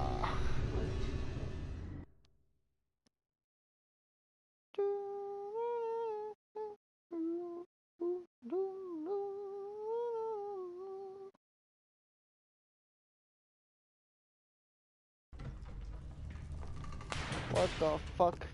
Where am I at now? Stanley walked straight ahead through the Oh, large the door that read escape. Mind Control Facility.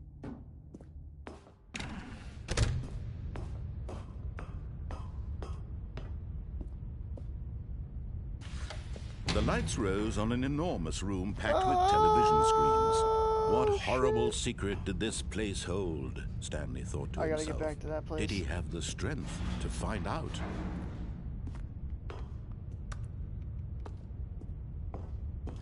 Like there's a Figley up there.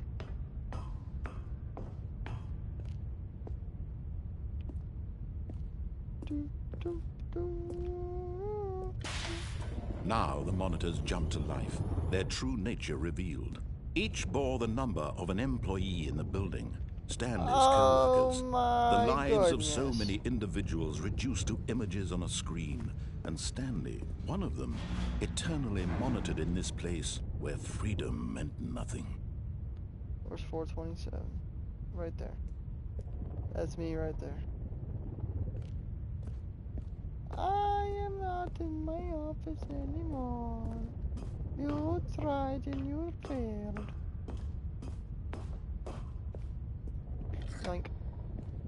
This mind control facility, it was too horrible to believe. It couldn't be true. Had Stanley really been under someone's control all this time? Was this the only reason he was happy with his boring job? That his emotions had been manipulated to accept it blindly? No, he refused to believe it. He couldn't accept it. His own life in someone else's control? Never. It was unthinkable. Wasn't it? Was it even possible? Yes. Had he truly spent his entire life utterly blind to the world? What's going on here? But here was the proof.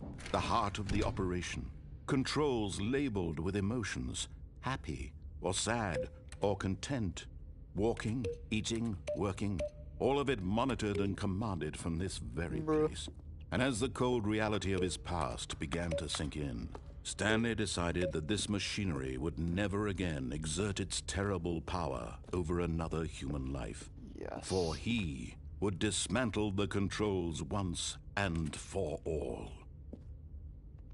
Alright, Stanley, we're gonna fuck this system up.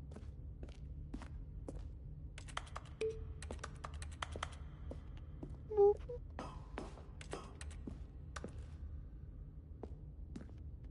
Boop, boop, boop, boop.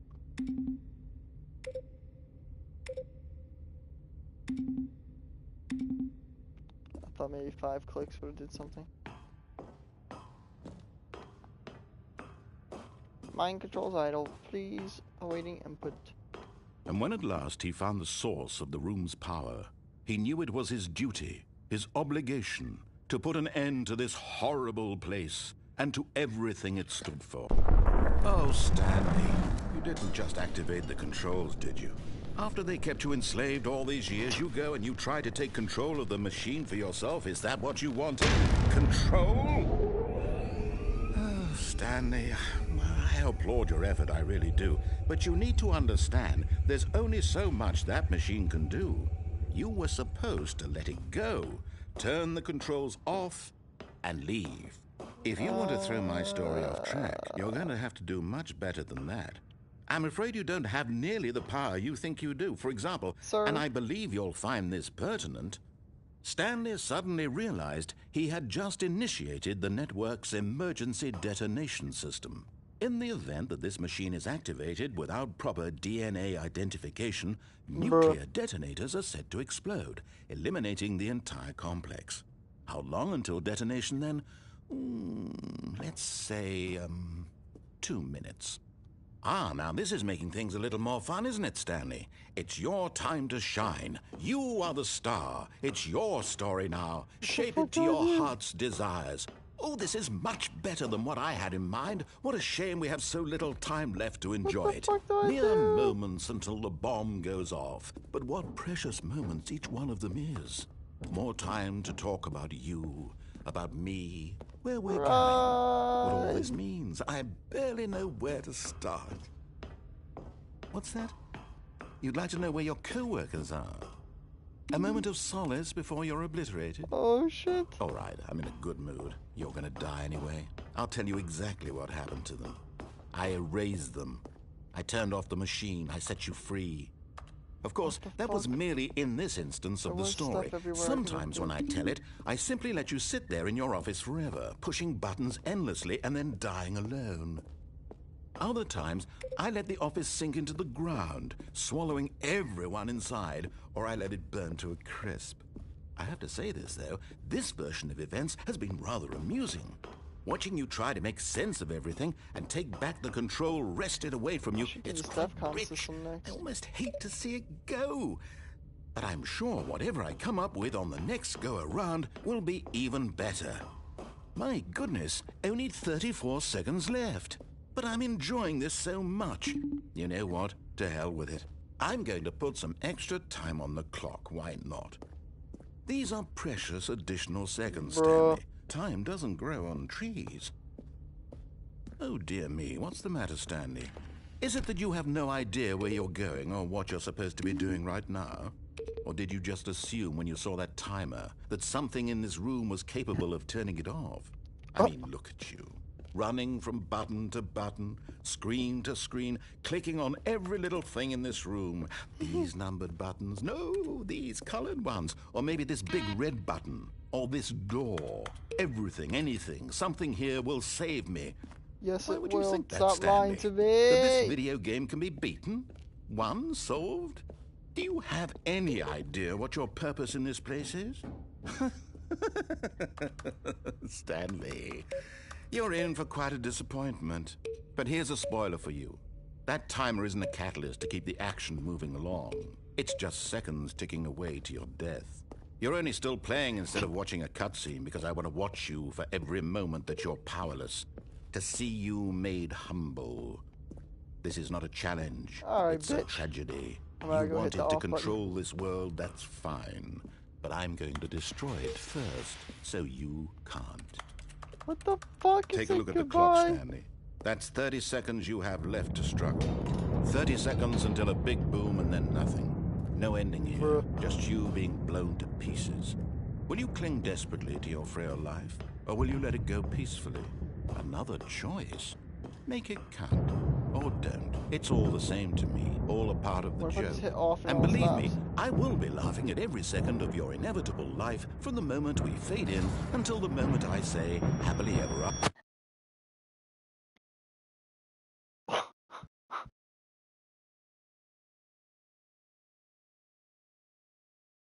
Okay.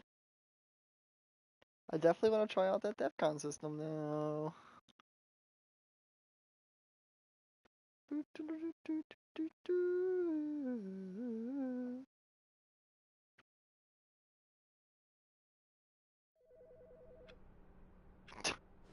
Yep, here we are. Back to square one. Jesus. The good old bucket. Just Stanley and the bucket. Off on another thrilling adventure together. Yes, sir. Stanley clutched the bucket tightly to his chest and entered the door on his left. This was not the correct way to the meeting room, but Stanley had felt the bucket calling to him, telling him that the employee lounge was simply the place to be. And here it was. Had the bucket turned out to be correct? No, never mind. The bucket was wrong.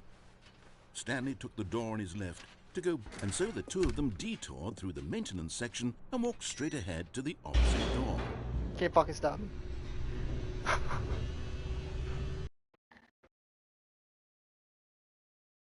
What you doing, Gemma? What you doing?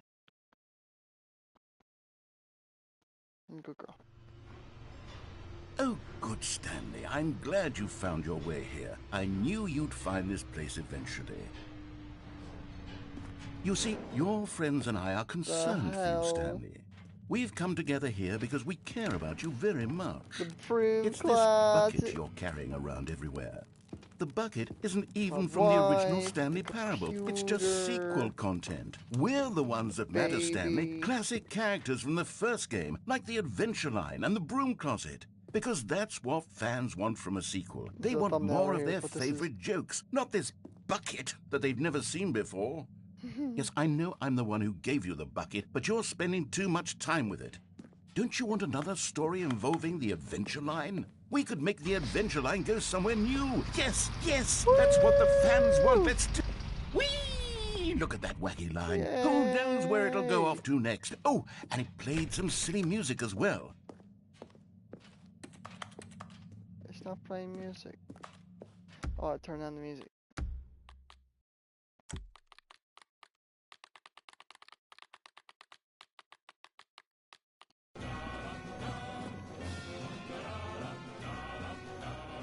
Now this is Yay. what the Stanley Parable is all about. Don't Yes, you remember all those sir. great jokes from the original dialogue? Also, Stanley is addicted to drugs and hookers.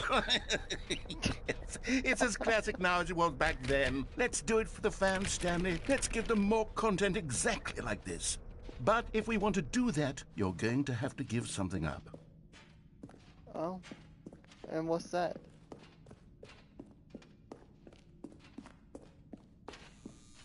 Don't tell me it's the bucket. I'm not doing it. I refuse. Don't you get it, Stanley? We need to get rid of the bucket. No. That's why I'm very proud to introduce a brand new character. This is the Bucket Destroyer. Bro. I think it'll make a wonderful new addition to the rich lore of the Stanley Parable. True, it also was not in the original game, but it's such a well-fleshed-out character with so much personality that to me it already feels as though it's been part of the cast all along. Don't you agree? Sure. Can you guess what the I could throw Bucket myself Destroyer into it. does? Surely you don't need me to spell it out for you. Go ahead now, Stanley. Say goodbye to the bucket, and then pop it into the machine when you're ready. No. I refuse. Now listen to me. It's crucial that you give it the bucket. I don't know what the Bucket Destroyer will do if it can't destroy your bucket. Destroying buckets is all it knows. That is its singular personality trait. I'm so Sure, sorry. I can hear you saying, how does a character with only one personality trait deserve to join the pantheon of beloved Stanley Parable characters? Well, you see, if you were to really explore the Bucket Destroyer, you would see that its desire to crush buckets is so densely loaded with complexity and nuance that it's really like 10 personality traits. What other object in this game can you even say that about? The broom closet? Certainly not. I wonder what sort of Bucket Destroyer merchandise the fans will be clamoring for after this. Okay, the Bucket Destroyer is getting very upset now. You'll have to hurry and feed it. We can't get back to the classic Stanley Parable characters like the Adventure Line or the Bucket Destroyer until you What crush the that damn fuck bucket. is going Quickly the now. fuck The fans are on? waiting. Do it, the fans, Stanley. Give the fans what they want. Hurry and... Damn! I got fucking shot. I'm blowing the fuck up.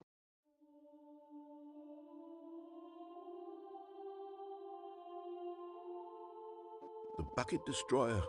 My prized creation. You had so much potential. We were going to do such marvelous things with you, tell such spellbinding stories about you. All of it squandered now. Goodbye, new friend. For the moment in time that you were here, you were Bro, what the magnificent. fuck is going on?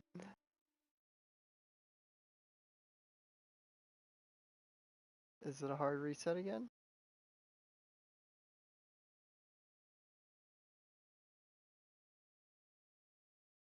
Oh my god, it was a hard reset again.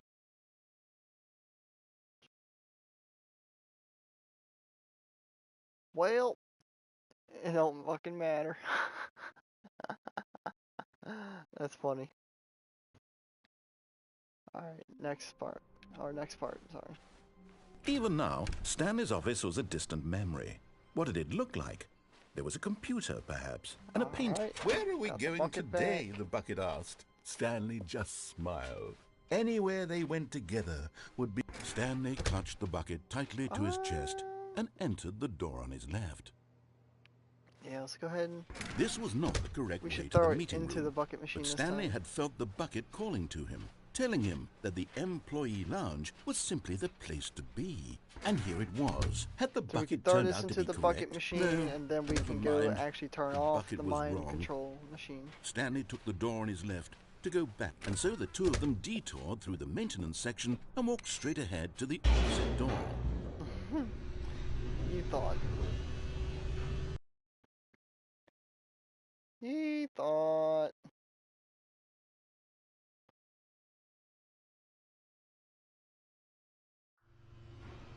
Walk straight ahead to the good, elevator on Stanley. my I'm left. glad you found your way here. I knew you'd find this place eventually. You see, your friends and There I we are go. concerned for you, Stanley. We've come together here because we care about you very much.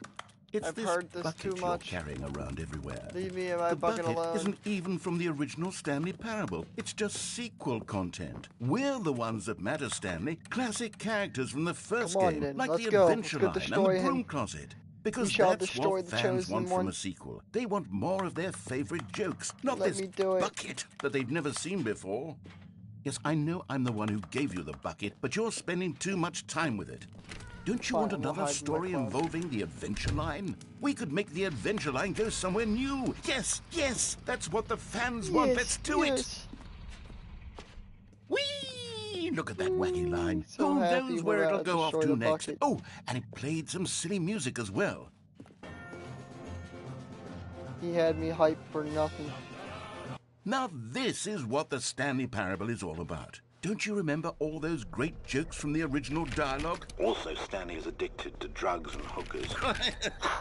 Yes, it's as classic now as it was back then. Let's do it for the fans, Stanley. Let's give them more All content right, exactly for the like fans, this. But we're if we gonna want to give the do that, bucket you're going to have to to the give something up. machine. Don't you get it, Stanley? We need to get rid of the bucket. That's why I'm very proud to introduce a brand new character. This is the Bucket Destroyer. I think it'll make a wonderful new addition to the rich lore of the Stanley Parable. Fucking True, let me it do also it. was not in the original game, but it's such a well-fleshed-out character with so much personality that to me, it already feels as though it's been part of the cast all along. Don't you agree? Can you You're a guess what the monster. Bucket Destroyer does? Narrator, you're a Surely you fucking don't need me to monster. spell it out for you. Go ahead now, Stanley. Say goodbye to the bucket, and then pop it into the machine when you're ready.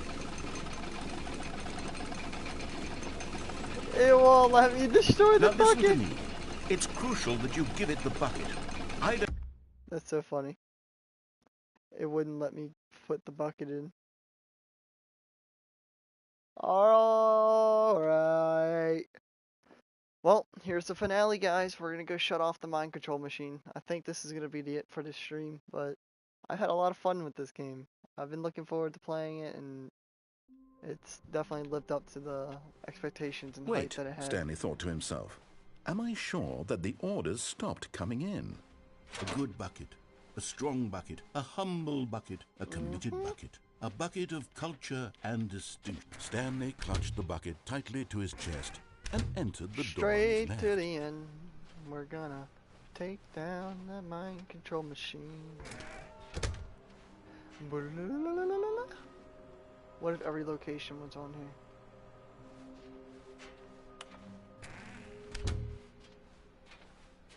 I don't Coming to a care what staircase, anyone says. Stanley and the 3 out of bucket 6 walked is pretty upstairs good, to not the knowing boss's shit. office. Oh, we gotta do this. Alright. Stepping into his manager's office, Stanley was once again stunned to discover not an indication of any human life. Crushed by the weight of... But Stanley guessed the correct code by sheer luck. Was it that the bucket knew all along? Was the bucket guiding him? Yes, this is certainly the Yes, most logical it is the bucket. explanation.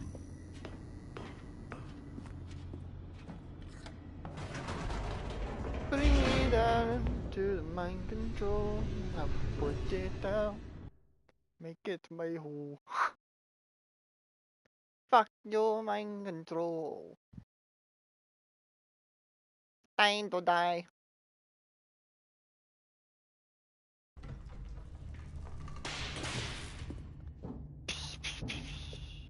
Stanley and the bucket walked straight ahead through the large door that read Mind Control Facility. Mind control facility. The lights rose on an enormous room Let's go packed shut with this television shit down, screens. bucket. What horrible secret did this place hold? Stanley and the bucket both wondered to themselves. One bridge.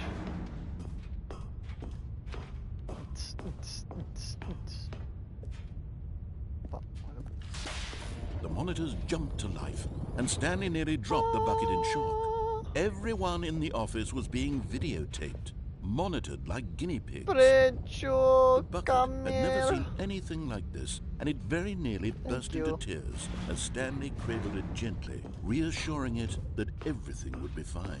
Everything is going to be just okay, bucket, okay? Was the bucket under the mind control facility's influence as No. well?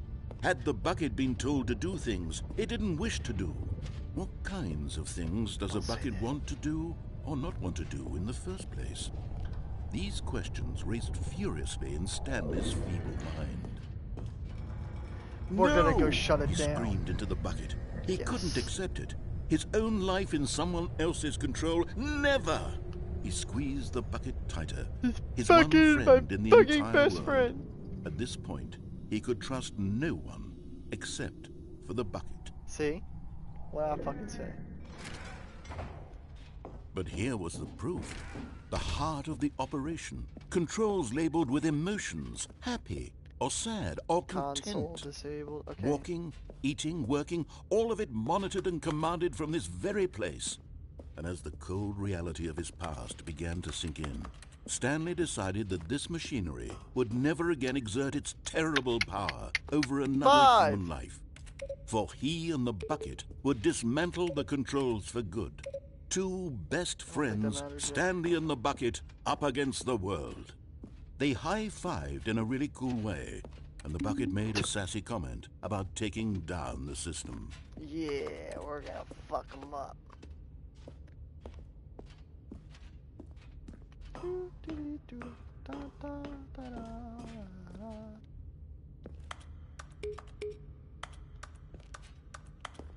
Still can't do nothing. Alright, bucket. It's time to fucking end this. When at last they...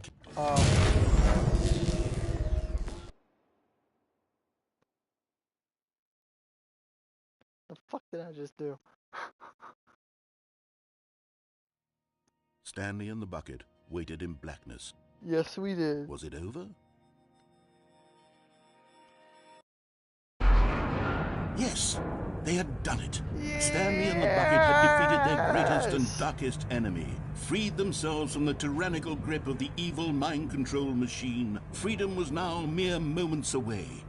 Excitedly, the two of them began to discuss the kind of life they wanted to live once they stepped through this massive door. The bucket wanted to learn to roller skate. Stanley wanted to sneeze in every country on Earth. Both of them wanted to begin watching a movie, any movie, but then stop it halfway through and begin watching it in reverse from the end.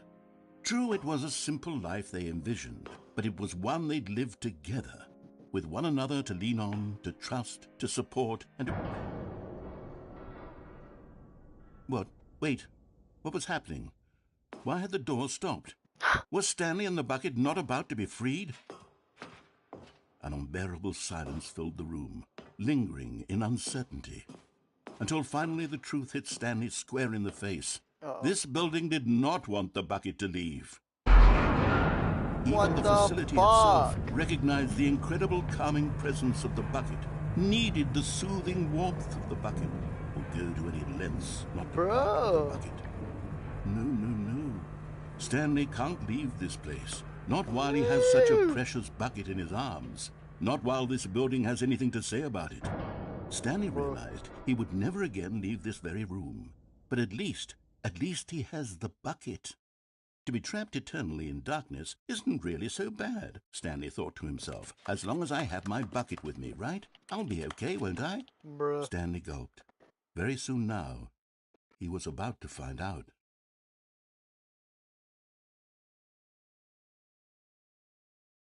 Was that really an ending? So I had to leave by myself with no bucket. Bruh. Let me take my fucking best friend with me, dickhead. Well, the narrator is my best friend. Well, then I considered the bucket the narrator. What the fuck is this shit? Ah, the embrace of an old friend. Stanley clutched the bucket tightly to his chest and entered the door on his left. I don't understand. Wait. What's going on here? I don't want to reset if I don't have to. Everything seems to be the same so far. The fuck? Shit was closing on me. Okay.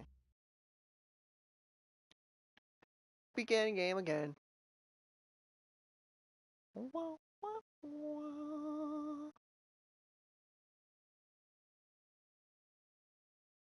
Ow. I'm sitting on my back. I can't see my own back. Shit hurt. Shit, maybe I was pretty far, because I didn't start there before. Wait, Stanley thought to himself. Am I sure that the orders stopped coming in? How is that possible? Alright, Bucket, They I'm never sorry. stopped. Surely I gotta was get out of mistaken. here without you. When Stanley came to a set of 2 open doors, he entered the door on his left. I have to go through all that shit again just to get to the end real quick. Coming to a staircase, Stanley walked upstairs to his boss's office.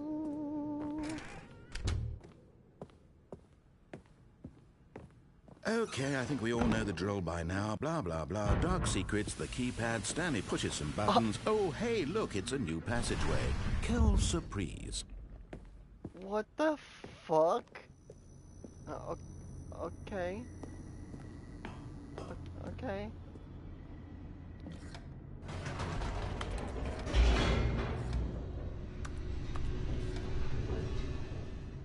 The fuck is going on? What did I just do? I'm just fucking with the narrator at this point.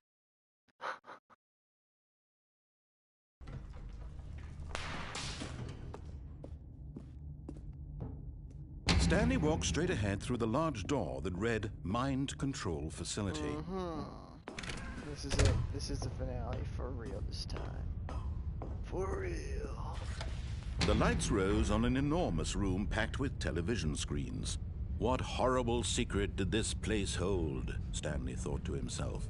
Did he have Horrible the strength to secrets. find out? Well, we have the strength. And we're gonna find out. We're gonna find out right the fuck now. Now the monitors jumped to life, their true nature revealed. Each bore the number of an employee in the building, Stanley's co-workers. The lives of so many individuals reduced to images on a screen, and Stanley, one of them, eternally I really was monitored in being this a place spiteful where bitch at the freedom beginning. meant nothing.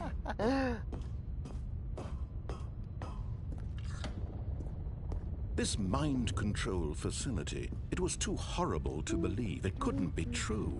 Had Stanley really been under someone's control all this time? Was this the only reason he was happy with his boring job? That his emotions had been manipulated to accept it blindly? No! This can't. No. He refused to believe it. He couldn't accept it. His own life in someone else's control? Never. It was unthinkable, wasn't it? Was it even possible? Had he truly spent his entire life utterly blind to the world? Yeah. But here was the proof. The heart of the operation. Controls labeled with emotions. Happy, or sad, or content. Walking, eating, working. All of it monitored and commanded from this very place. And as the cold reality of his past began to sink in, Stanley decided that this machinery would never again exert its terrible power over another human life. Yes, for he would dismantle the controls once and for all.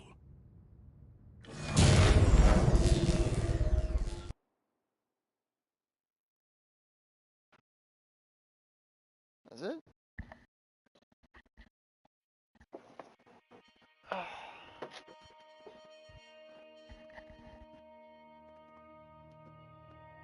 Blackness and a rising chill of uncertainty.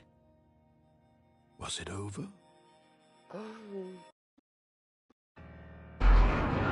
Yes. He had won. He had defeated the machine, unshackled himself from someone else's command. Freedom was mere moments away. And yet, even as the immense door slowly opened, Stanley reflected on how many puzzles still lay unsolved. Where had his co-workers gone? How had he been freed from the machine's grasp? What other mysteries did this strange building hold? But as sunlight streamed into the chamber, he realized none of this mattered to him, for it was not knowledge or even power that he had been seeking, but happiness. Perhaps his goal had not been to understand, but to let go. No longer would anyone tell him where to go, what to do, or how to feel. Whatever life he lives, it will be his. And that was all he needed to know. It was perhaps the only thing worth knowing. Stanley stepped through the open door. What if I just fucking walk the fuck back out?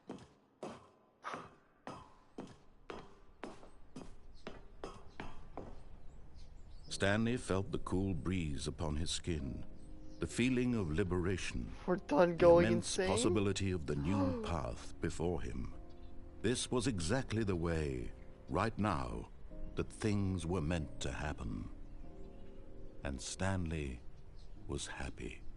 Aw.